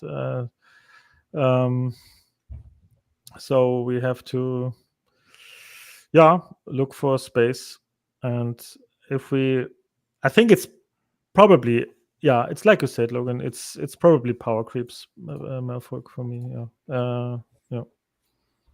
I like it. Well, that was fun. We went way over time, Artabax. No problem. I do want to. We could talk to you all night, but I am cognizant of the time. I do want to ask if you joined us late. Again, one of the reasons we have Artabax here this week. Artabax, by the way, open invitation any week you want to join us. You just let us know. But one of the reasons we really want to have you on this week is because of your new podcast that you launched with Lorcana Decklists. Just give us a taste. Where are you going to take that over the next year, over the next few episodes, and why should people tune in? I think the synergy just between me and Lorcana Decklists is kind of unique. I think there are some. Also, we are really competitive, and we are really. I think we are really more headed to the. I think more aggressive strategies in competitive because we are both not really control players from our mindset. So I think our podcast will more go to the more aggressive strategies, and but of course we will do everything. And what can I say? We will talk about everything that's going on in the meta game. We are very we have much ambitions to play for high competitive tournaments, and so I hope our insights will help people, and it's interesting for people to watch, and it's a lot of fun for us, and that's good, I think. Last question: are you going to Paris LCQ? Lorcana Bell asks. I try. The tickets will be on sale tomorrow, and I need to click very fast again. And I hope to get my ticket because unfortunately I didn't get I didn't qualify for the European Championship yet, so I have to try to use the last championship qualifier to do that. Curious how it will work out. It's also tough. You need to win 5 games in a row, best of 3. But we'll try our best, and The keyword there was yet. You haven't qualified yet. Yep. Yet, not qualified yet. Of course I will. Easiest 5-0 pod of your life. Easy. Yep. Well, we look for, hopefully we'll cross our fingers for you. And I can't wait to see you hopefully, make it through LCQ and qualify. I also can't wait for episode 2 of your podcast. Thank you. Yeah, thanks so much for joining us. Thank you so much for having me. It was a real honor for me. Thank you. It was a treat. And again, welcome back anytime. So Thank you. We'll post links to Artabax's YouTube channel and the podcast and your socials in the show notes for everybody to see. So thank you so much. No, thank you. Thank you so much. All right. Whew, that was fun. Gosh, I don't know how people I'm always so both honored and amazed when people will stay up that late, to do this. It's I don't know. I don't take it for granted, and I appreciate it so much. So I've had some very short interactions with Artabax on Twitter. Just being part of the Emerald Amethyst community, and I always feel like it's the weirdest times that I get replies back from him. There are times when I try to do it, I'm like, it's 1 a.m. for you. Why are you awake right now? Well, Aaron, we have one more thing to take care of. Yeah. Am I introducing our guest first, or are we introducing the segment first? What do you want to do? Let's introduce the segment first. Okay. And that's all you. It is. There we go. With all of us on screen, because that's what we do. That's the thing. Yeah. Hi, Caroline. Hello, hello. Gee whiz, it's so strange seeing you at the end of the show. Shocker. Where else would I be on a Monday night? I mean, we are definitely the cool place to hang out on a Monday. It's so funny. Y'all were saying, oh, I get, responses from Artabax at the weirdest times. It's like 1 a.m. for him. And I'm over here going, Liam and I regularly have our best conversations at 1 a.m. Yeah, when I'm prepping, doing video editing at 1 a.m. That's the thing. When you have a full-time job and an infant, video editing gets pushed to 1 a.m., 2 a.m. And when you haven't had a job, full time for many months, time becomes irrelevant. So yeah, I'm just awake at all hours. It's fine. You're changing that back soon. We're not, nothing is finalized yet. I'm not going to jinx anything. Fingers crossed. Fingers crossed. But okay, we have a very special guest today. I'm very excited. We do have a very special guest. So I will say one of the things that I love, obviously, that we love about Lorcana is building community. And so much of our community is around the country and around the world. But I have to say, probably my favorite parts of our community are our local community as well. And we are really, really honored to have our next guest right here in our area in Austin. He is wonderful, brings a smile to my face, planned a surprise party for Liam with me this summer, and also just happens to have probably, I'm going to say, the second coolest daughter on the planet. I'll take the first coolest daughter, but one day his daughter's going to teach our daughter how to play Lorcana. And so with that, I'm so excited to welcome Dan from Lorcana Fanatics to join us for trivia. Wait, Liam, you just... Hey! Yep. Hey! So awesome. He flickers in He has superpowers. Hi, Dan. Yeah. How you How's doing, it going? Dan? Hey, Logan. So for we haven't those, seen you in forever. yeah. I know. Liam needs to have more birthday parties. Liam I'll tell you what. I'll plan one for next year. Same time next year. No, so for those who don't know, if you're here for the first time, Caroline is our resident trivia master. We play trivia in the Lorcana Discord server and here every Monday night with our guests, or a guest. And now I'm pleased to announce that we have a prize that actually exists in real life for our trivia winners. I got mine in the mail this week. That you got in the mail this week. Do you have one handy? Because I don't have one with me. It's downstairs. Okay. It's the Lorcana trivia Where pen. are they, Liam?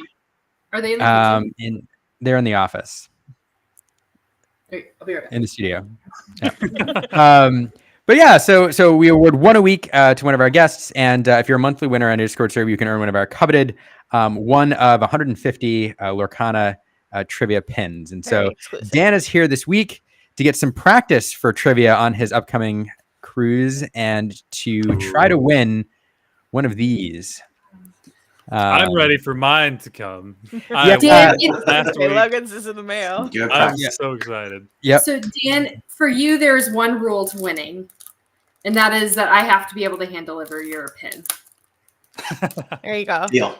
That's the way to solve not having seen each other. I'm not going to put it in the mail. I'm going to hand deliver it. I love it. And yes, we should do a cube for Liam's birthday. Yeah. Yes. It'd be fun. Birthday cube. Birthday cube. Anyway. So there are 5 questions. Dan, you have to get all 5 right. However, you have a few lifelines. You do have the chat. We won't say you can't use the chat, but we won't say you can't. You do what you want. Just no Google is the rule. He's allowed to use the chat, but you want to see Caroline get real mad at you. Start Googling trivia questions. I learned from experience. And Logan, Aaron, and I will also serve as lifelines in a pinch if you need us. Your support team. Yep. But with that, yes, Wonderland. Definitely need to come back to get a pin. With that, Caroline, what do you have for us this evening? So I themed our trivia this evening a little bit around the Azurite Sea because we got all the cards released today. Very exciting. But I also threw in just some nautical theme spice in for fun as well, like general nautical theme, not necessarily Azurite Sea related. So we're going to start with the nautical themed question. How many ships does Disney currently operate on Disney Cruise Line? Ooh. So Today, Wonder. as of November the 4th. There's a Wonder. There's the Wonder, the Wish that we're going on. There's the Dream. There's a Fantasy. Uh-huh. What am I missing? Magic. Yes. I think that's it. You're right. That is it. Later this year, there will be more, but there's a Fantasy. Is it Fantasy that's coming next? Fantasy is already out. The Treasure is that's the one. Next later this year. And then we also have the Adventure that's coming out very soon. That's right. Fun fact: the Dream was where my partner and I did our honeymoon. So really, this will be our second cruise coming up on the Wish. That's exciting. Ooh. Are you bringing Lily for this one? Yes, yeah. Lily and Annie are coming with us. It's their first cruise ever, and it's gonna be fun. It's gonna be a good time. I'm excited for y'all. I can't wait to see all the pictures when you get home. Oh, absolutely. Just seeing any of your updates with you and Lily, just makes my week better. So, all right. Our next nautical themed question: Name 3 ships owned by Disney pirates. Can be any franchise, animated or not, but the ship, not the pirate. Oh, okay. So, let's see. Totally was not prepared for this. Let's start with RLS Legacy, right? Yes. Treasure Planet. Let's see. Pirates of the Caribbean it's not the Flying Dutchman. The Flying Dutchman is in Pirates of the Caribbean. And then Black Pearl. Yes, the Black Pearl would be another one. Awesome. Is RLS Legacy owned? Would you call that owned by a pirate? I didn't say owned. I said operated. Okay. Operated. Okay. As I say, and it does become pirate owned. It does become pirate owned. Pirate owned. Commandeered. Commandeered. Pirate acquired. Acquired. Pirate adjacent. I would say certainly more than adjacent. Yeah. You have a lot of the Nautilus as a ship. So it is interesting that you say that. I asked, this was one of our trivia questions earlier this month on the Illuminators Discord, was name a Disney ship, and someone submitted the Nautilus, and I actually had to look this up. Is a submarine considered a ship? And per the Navy, it is. Oh, there you go. Okay. Yeah. A lot of right answers in the chat. People also said Jolly Roger and Bucky from Jake and the Neverland Pirates. I can't. Not familiar with Jake and the Neverland. That's a deep cut. Oh my Yeah. gosh. I watched that show when we were doing our 10 pirates we want to see in Lorcana video when we first started the channel. It's a cute show. It is. It contradicts, I feel, some of the characterization of the characters from Peter Pan, but it's a kid's show, so it gets a pass. Yeah, I agree. It makes some rules about what pirates are supposed to and not supposed to do that you go, is that what a pirate's supposed to do? Are you sure? Gotta follow the code. That's true. Parlay. All right, now we're gonna get into some Azurite Sea specific questions. Oh, I thought you were gonna see some hard questions, and I was like, I know. Yeah, right. All right, with the addition of We Could Be Immortals as a card, Fall Out Boy is of course now part of the Lorcanaverse. Name 2 other pop stars or groups who are or could be added to the Lorcanaverse in the future by virtue of having a Disney song.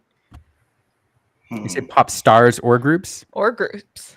Single people or groups. Either one is fine. Well, I have an answer that I really want, but I'm gonna. is it the song that we sing almost like every other week on this show? What song is that? Yeah. Someone needs to Liam's sing. having trouble thinking of it too, but I know what you're talking about, Aaron. Yeah, there you go, Caroline. But I got one because we listened to that song. So, Liam, another clue for you is a song that we listen to every single morning while we're getting ready. Oh, but yeah, okay.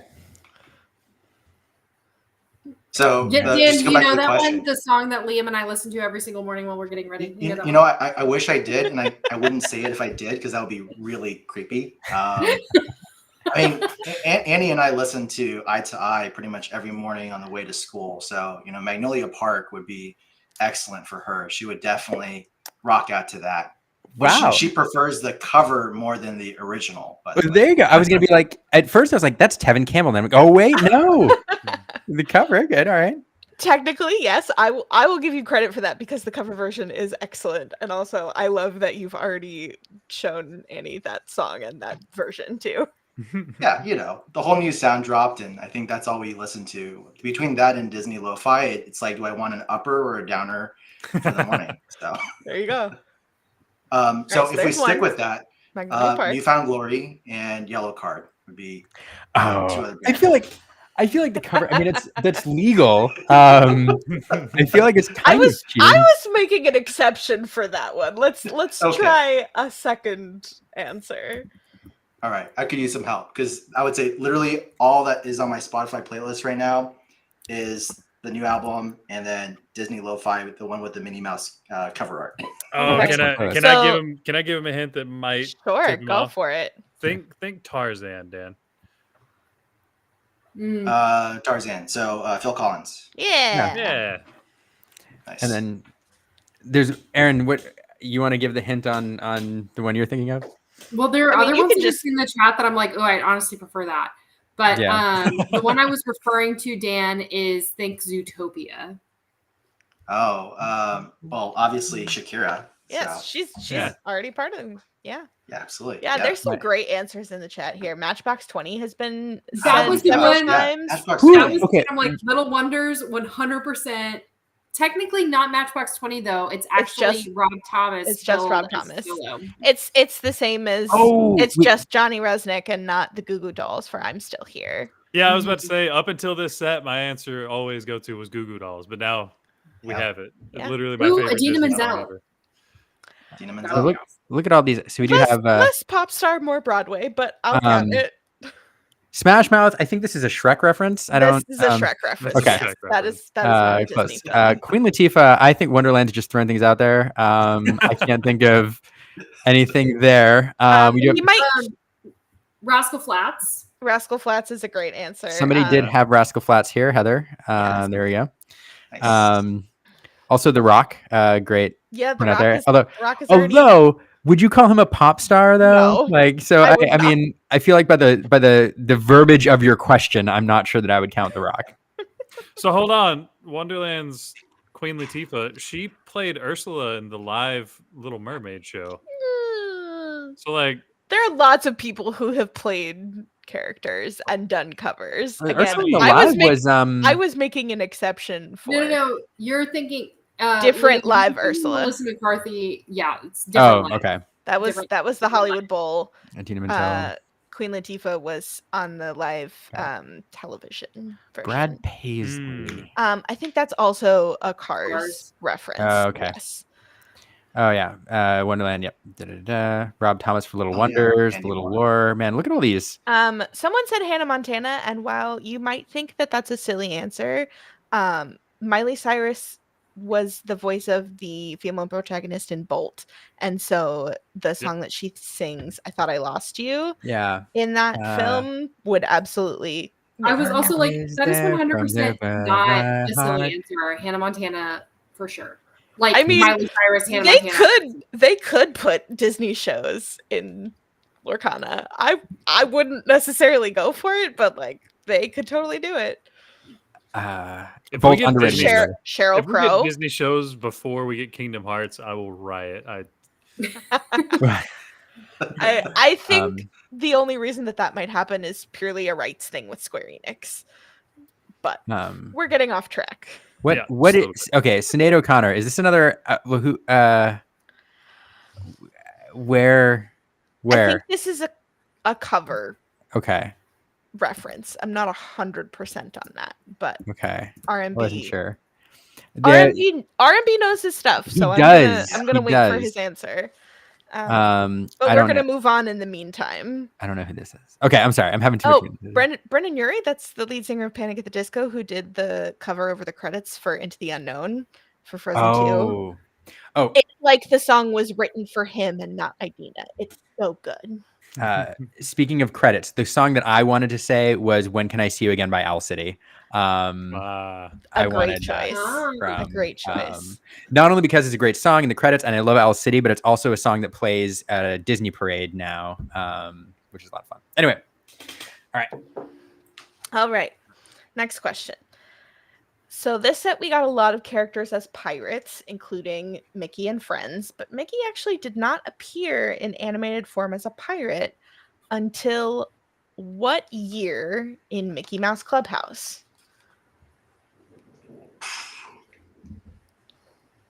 I assume you've watched some Mickey Mouse Clubhouse with the kids. I have. And so you generally have a time frame you're probably considering. It's the 2020s, right? Probably. I'm looking at chat now because without Googling this one. Yeah. All right. Chat needs to come through here. I'm not. Let's see. Well, where's 1963? No. No. These dates are. Chat can Google on my behalf. Where's R&B? So It's gonna come through. So oddly enough, I have a rough time frame. If I can give him a hint. Yeah. Go for it. It's in the 2010s. Okay. So earlier, 20. We got some 20. R&B says 2014. I'm going with 2014.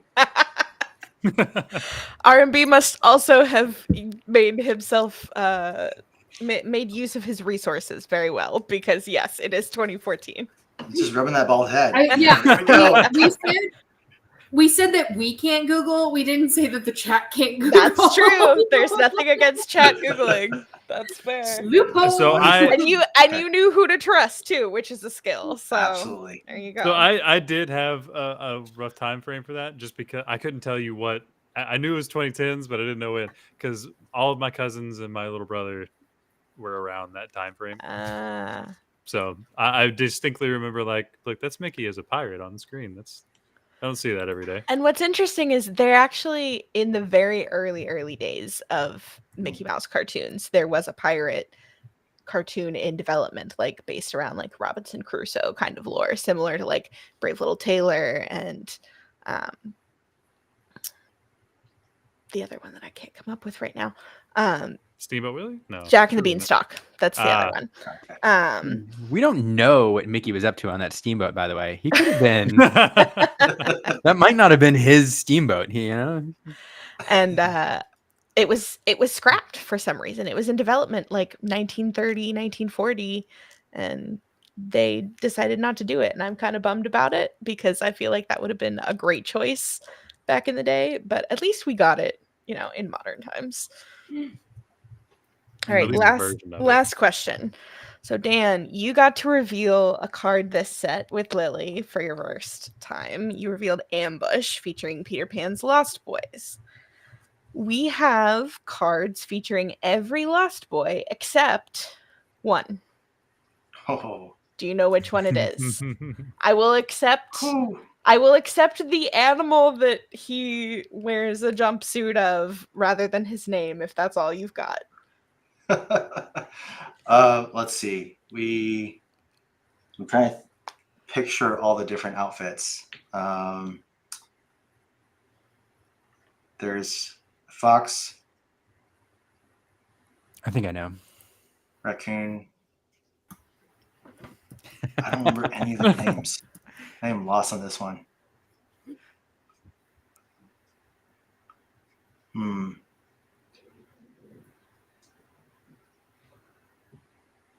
Marbles was only in Hook. He was That's not. why I loved it. He was not in the animated adaptation. Lost. I lost my marbles. I think I know. I think I know too, and it's. I thought I knew, and I've seen it in the chat now, and I think, is that right? Chat's not gotten it right. Oh, okay. Right. Much like many of us, chat needs to brush up on their reveals for this set. Clearly. Aaron, I have no idea. Do you know? I thought I knew, but No, but yours was, you texted me your guess, and that was not correct.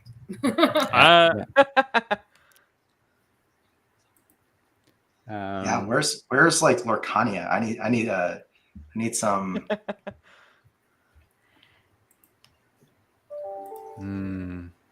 Peter Pan fandom in the chat is lacking today. Is it the raccoon? No, the raccoons are the twins, and that's who's on Twin Fire. We just talked about that one. Okay, well then it's got to be. Oh my God, what was the other little one? Was he a rabbit? Yeah, or something. He was a rabbit. It's got to be Rufio. Okay. Rufio. I don't know who he was, but we have the skunk, the fox, the bear, and then the raccoon. So then, what card is the skunk on? So he's like a rabbit. I don't know his name though. So Toodles is the skunk, and he just got revealed this set. I don't know if it was today or not, but he is 100% one of the new Azurite C cards. What card is he on? Emerald. It's called Toodles. Yeah, I missed that one. Check Musha report. He's there. I'm checking the app. But what's the rabbit? Okay. What's his name? His name is that's Nibs. the card. Yes, that is the Lost Boy you were missing. Is the rabbit? His name is Nibs. All right. So what are all the Lost Boys? So there's the fox. The fox is Slightly. Okay. The bear Cubby. is There's Cubby. the bear. Yeah, good. Oh my God, Toodles has his own card. You're the twins. The twins who are the raccoons. And then you have Toodles the skunk and Nibs the rabbit. Did Toodles just come? Yeah, Toodles. Yeah, Toodles just came out. Oh no, you can't see my phone. Oh no. Try again. The terror of green screen. Oh no. Or the lack thereof. Put it in front of your face. There you go. Look at that. There we go. He is. I haven't even seen that one yet. He's an emerald card. He's very cute. He's a goon. He's a goon. He's a 1-mana 2/2. Oh, one ink. Yep. 2/2 rather. I was like, new subtype. Wow. That was a rough one. I had to go if you're gonna practice for those trivia medals. I gotta put you through the through the gauntlet here. Yeah. You learned a lot though. I did. All right. Caroline, I think most of them were good. That last one is a little rough. What's your verdict? Oh, Aaron got there with the rabbit. And Okay. I told you I would accept the animal instead of the name. Aaron got there. So as a team, y'all got all Nice. 5. Yay, Dan. Yay. Just a high five this way. Congratulations. First right. try. First try. So Ah. we're here. Well, that one is hard. I feel like this is significantly harder than mine was.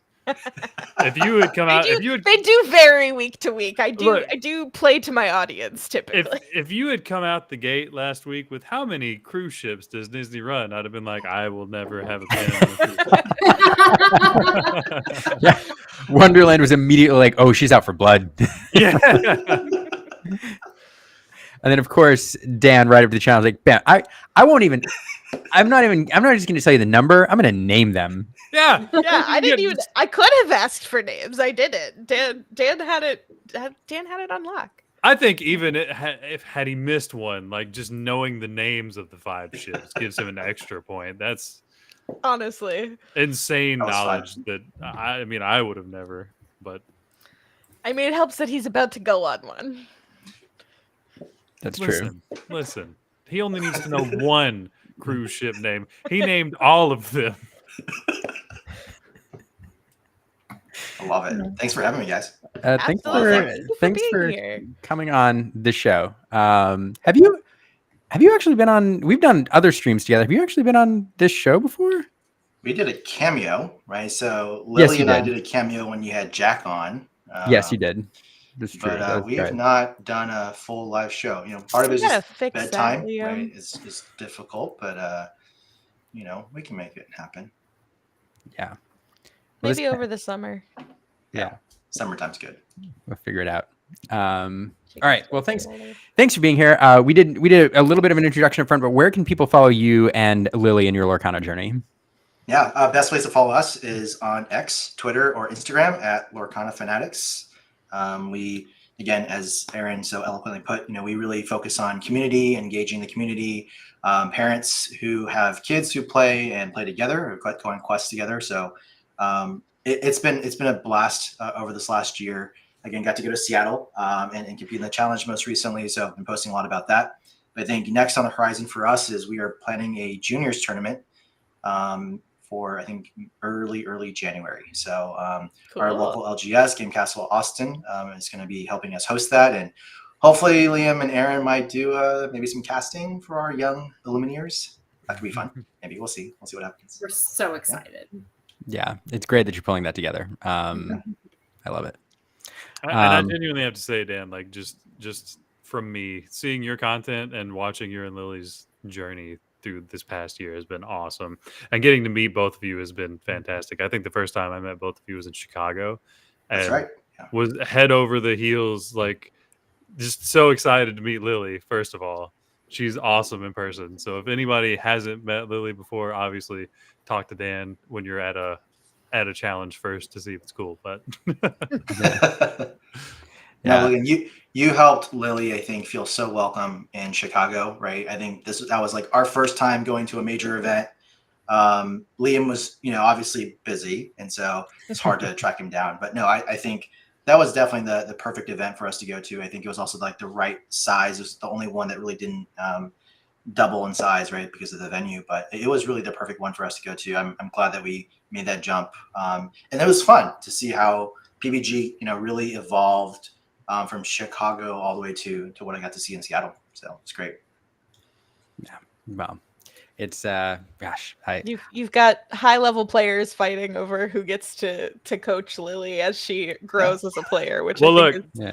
Labyrinth has monopolized Lily, first of all, because every set, one of the first decks that Humble ever makes is Lily Fossa. Literally every set. That's priority. He played it against Absolutely. me today. I crashed and burned.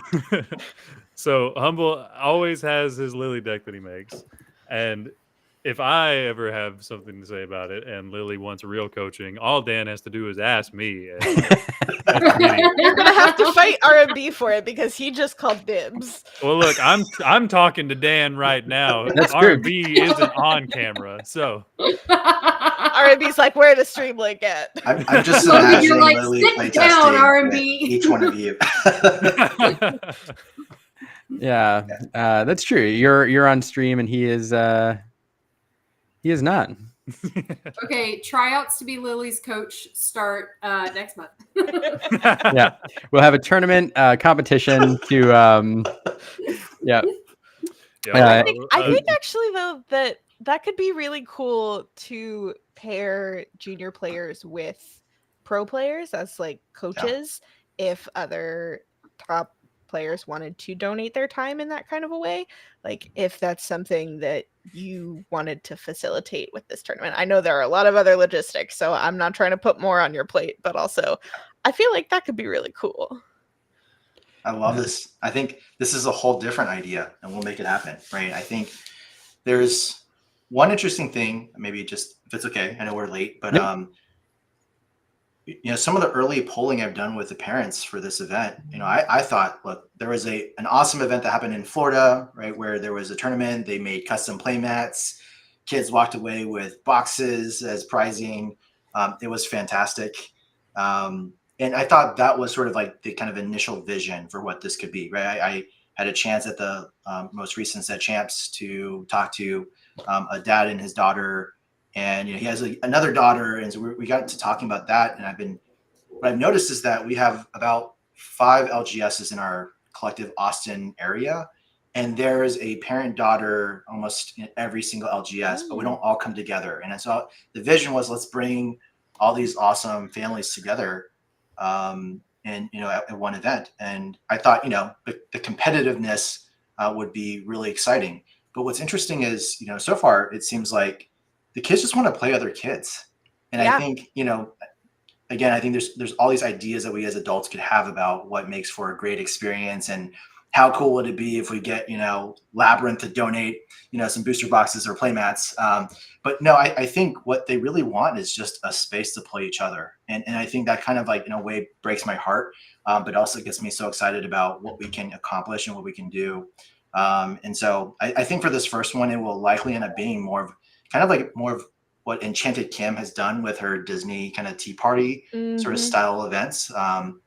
But I do think there's a space for both, right? I do think that for Lily, at least, and certainly for Neil and Bradley in the UK, I'm excited to see kind of their latest upcoming content with the sort of the UK team. But I do think there's a competitive space. And yeah, I would love to see and figure out how to facilitate. Again, this has been a dialogue. I think this is a dialogue that we'll probably also, talk a bit more about this week online is how do we, balance developing the next generation of players. I mean, I'll just say this, right? I think of the 8 kids signed up, right, tentatively for this event, 7 of them are girls. So that's pretty badass to me, right? And just I think speaks to our local community and the kinds of kids who are getting excited about this game. And excited to see all of them at a DLC, road tripping together one day. Those are the kinds of things that I'm really looking forward to. I mean, to that point, at one of my LGSs that I used to work near Louisville, Kentucky, and there was a girl at the LGS that just beat everyone. So every tournament week she would show up. Her nickname was Stompy.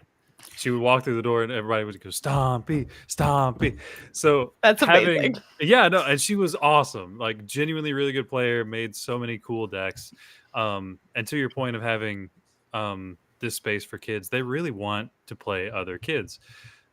So I think you doing what you're doing is really a gateway or a segue into starting maybe a junior league at DLCs and showing that there really is that much of an interest, that there can be just a dedicated kids section to this game. Yeah, the more events like this that get set up across the country, the more it will be evident that we need some kind of junior league where it's not, parents just bringing kids along to the DLC because they want to go with, but like the kids are there to compete with each other and compete for top prizing, and they are treating this as a competitive thing just as much as adults are.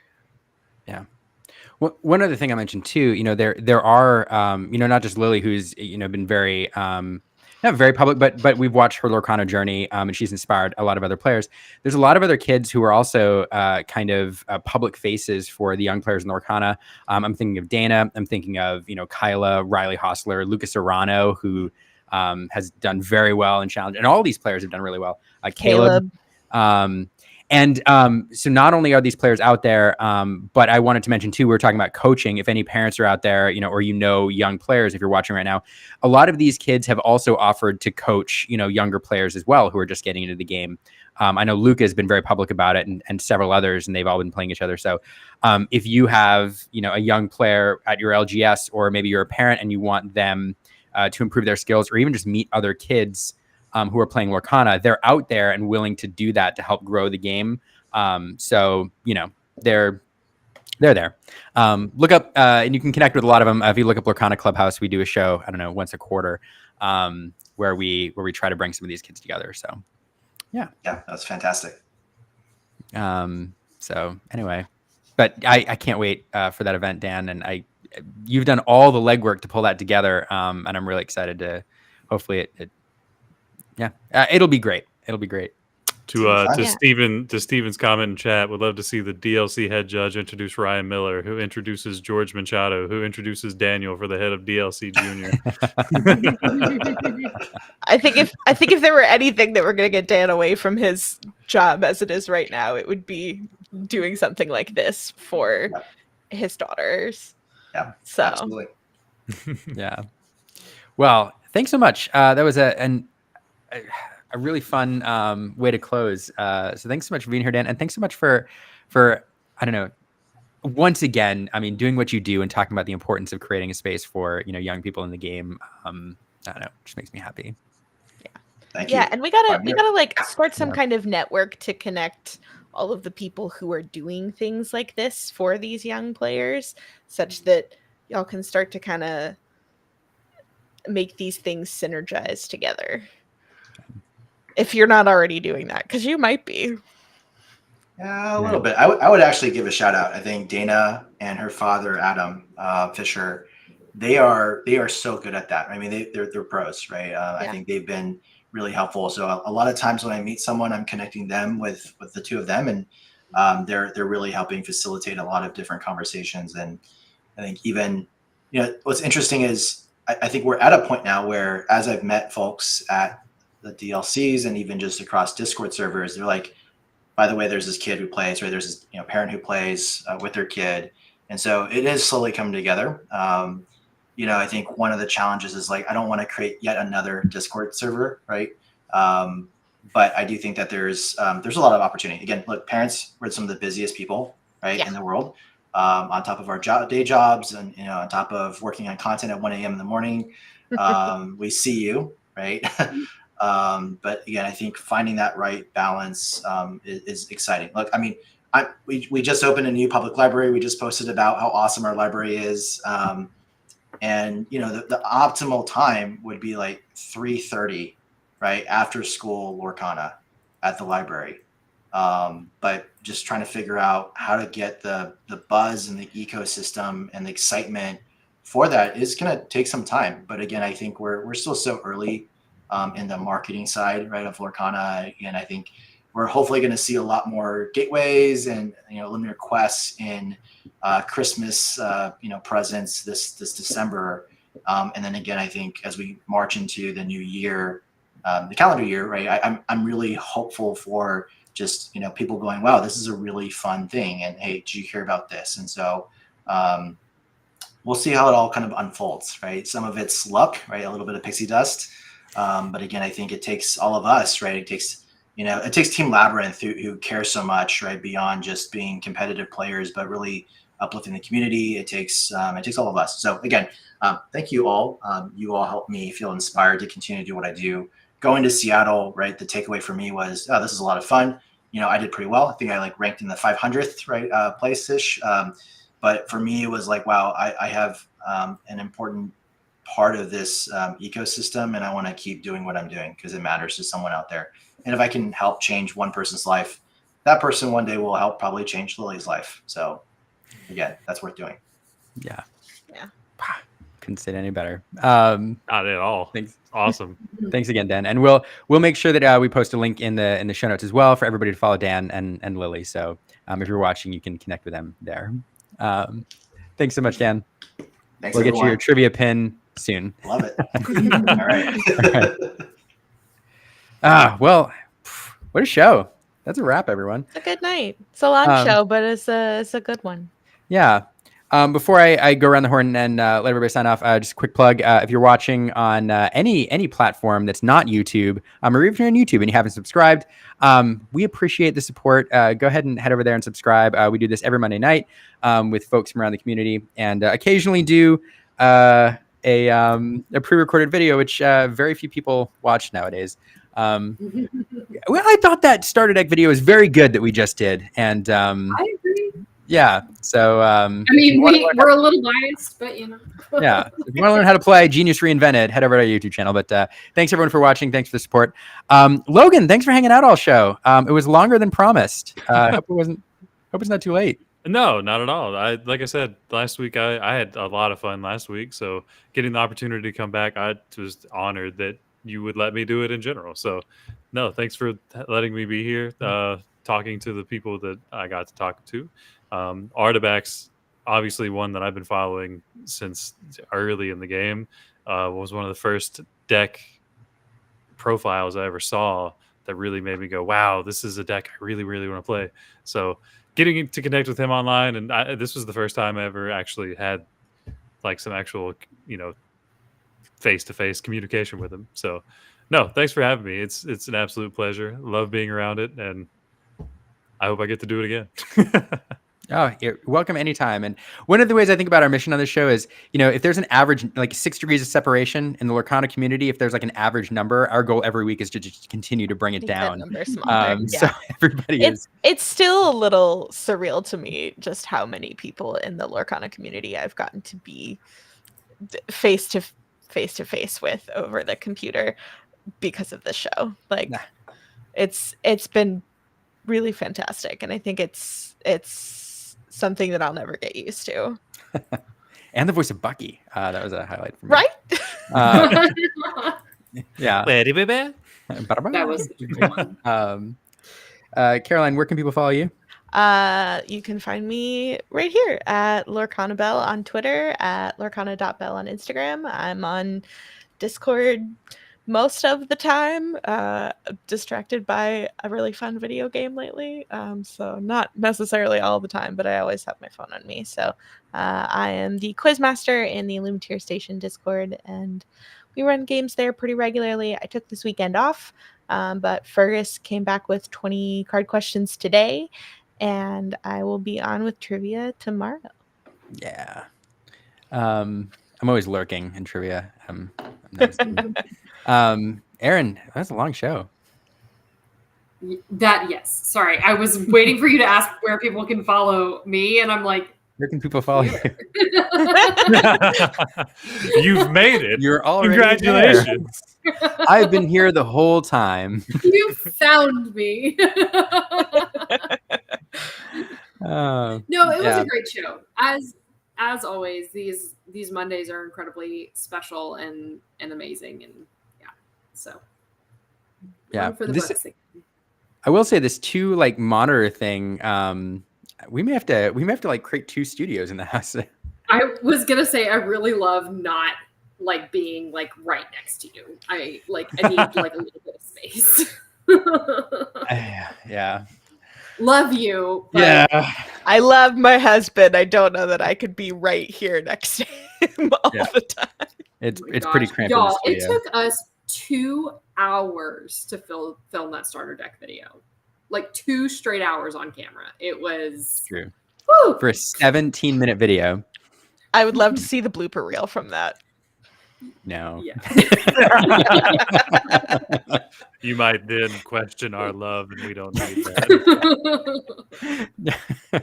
Maybe there's a few fun bloopers. I don't know. All right.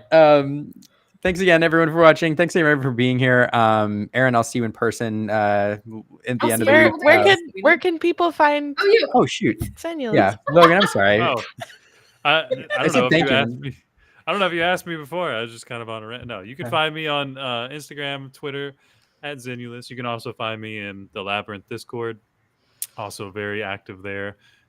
We're starting to post our set 6 deck lists. So if you come into the Labyrinth, there is. So if you come into the Labyrinth Discord, it is locked behind a subscription. But to be a part of the community, you don't have to subscribe. You can just come and chat with us, come say hi, and see what we're up to in general. Ask questions, and you'll always get an answer from one of us on the team. That is true. It is a great community hub, and it's a wonderful place to be. So, yeah. And sometimes Humble will just post up and say, "Hey, I'm proxying up decks. Who wants to play?" And at 10 in the morning, you go, "Why the heck not?" You sleeve up a deck. Yeah, to that point, we also do have, tons of just community times where anybody can come at any point in time, can hop in one of our channels and start playing with each other. And generally, if somebody starts running games, you'll have 5 or 10 or 15 people jump in and also want to be part of the rotation. So if you're looking for a place to practice, it's also just a good place to come get some games in. Wander into the maze, into the labyrinth. R&B's right. I caught some hands today. It was gnarly. Oh man. All right. With that, everyone, thanks for watching. We'll be back next Monday night. Don't know who we're gonna have on yet, but we'll be here 8 o'clock Central Time. And with that,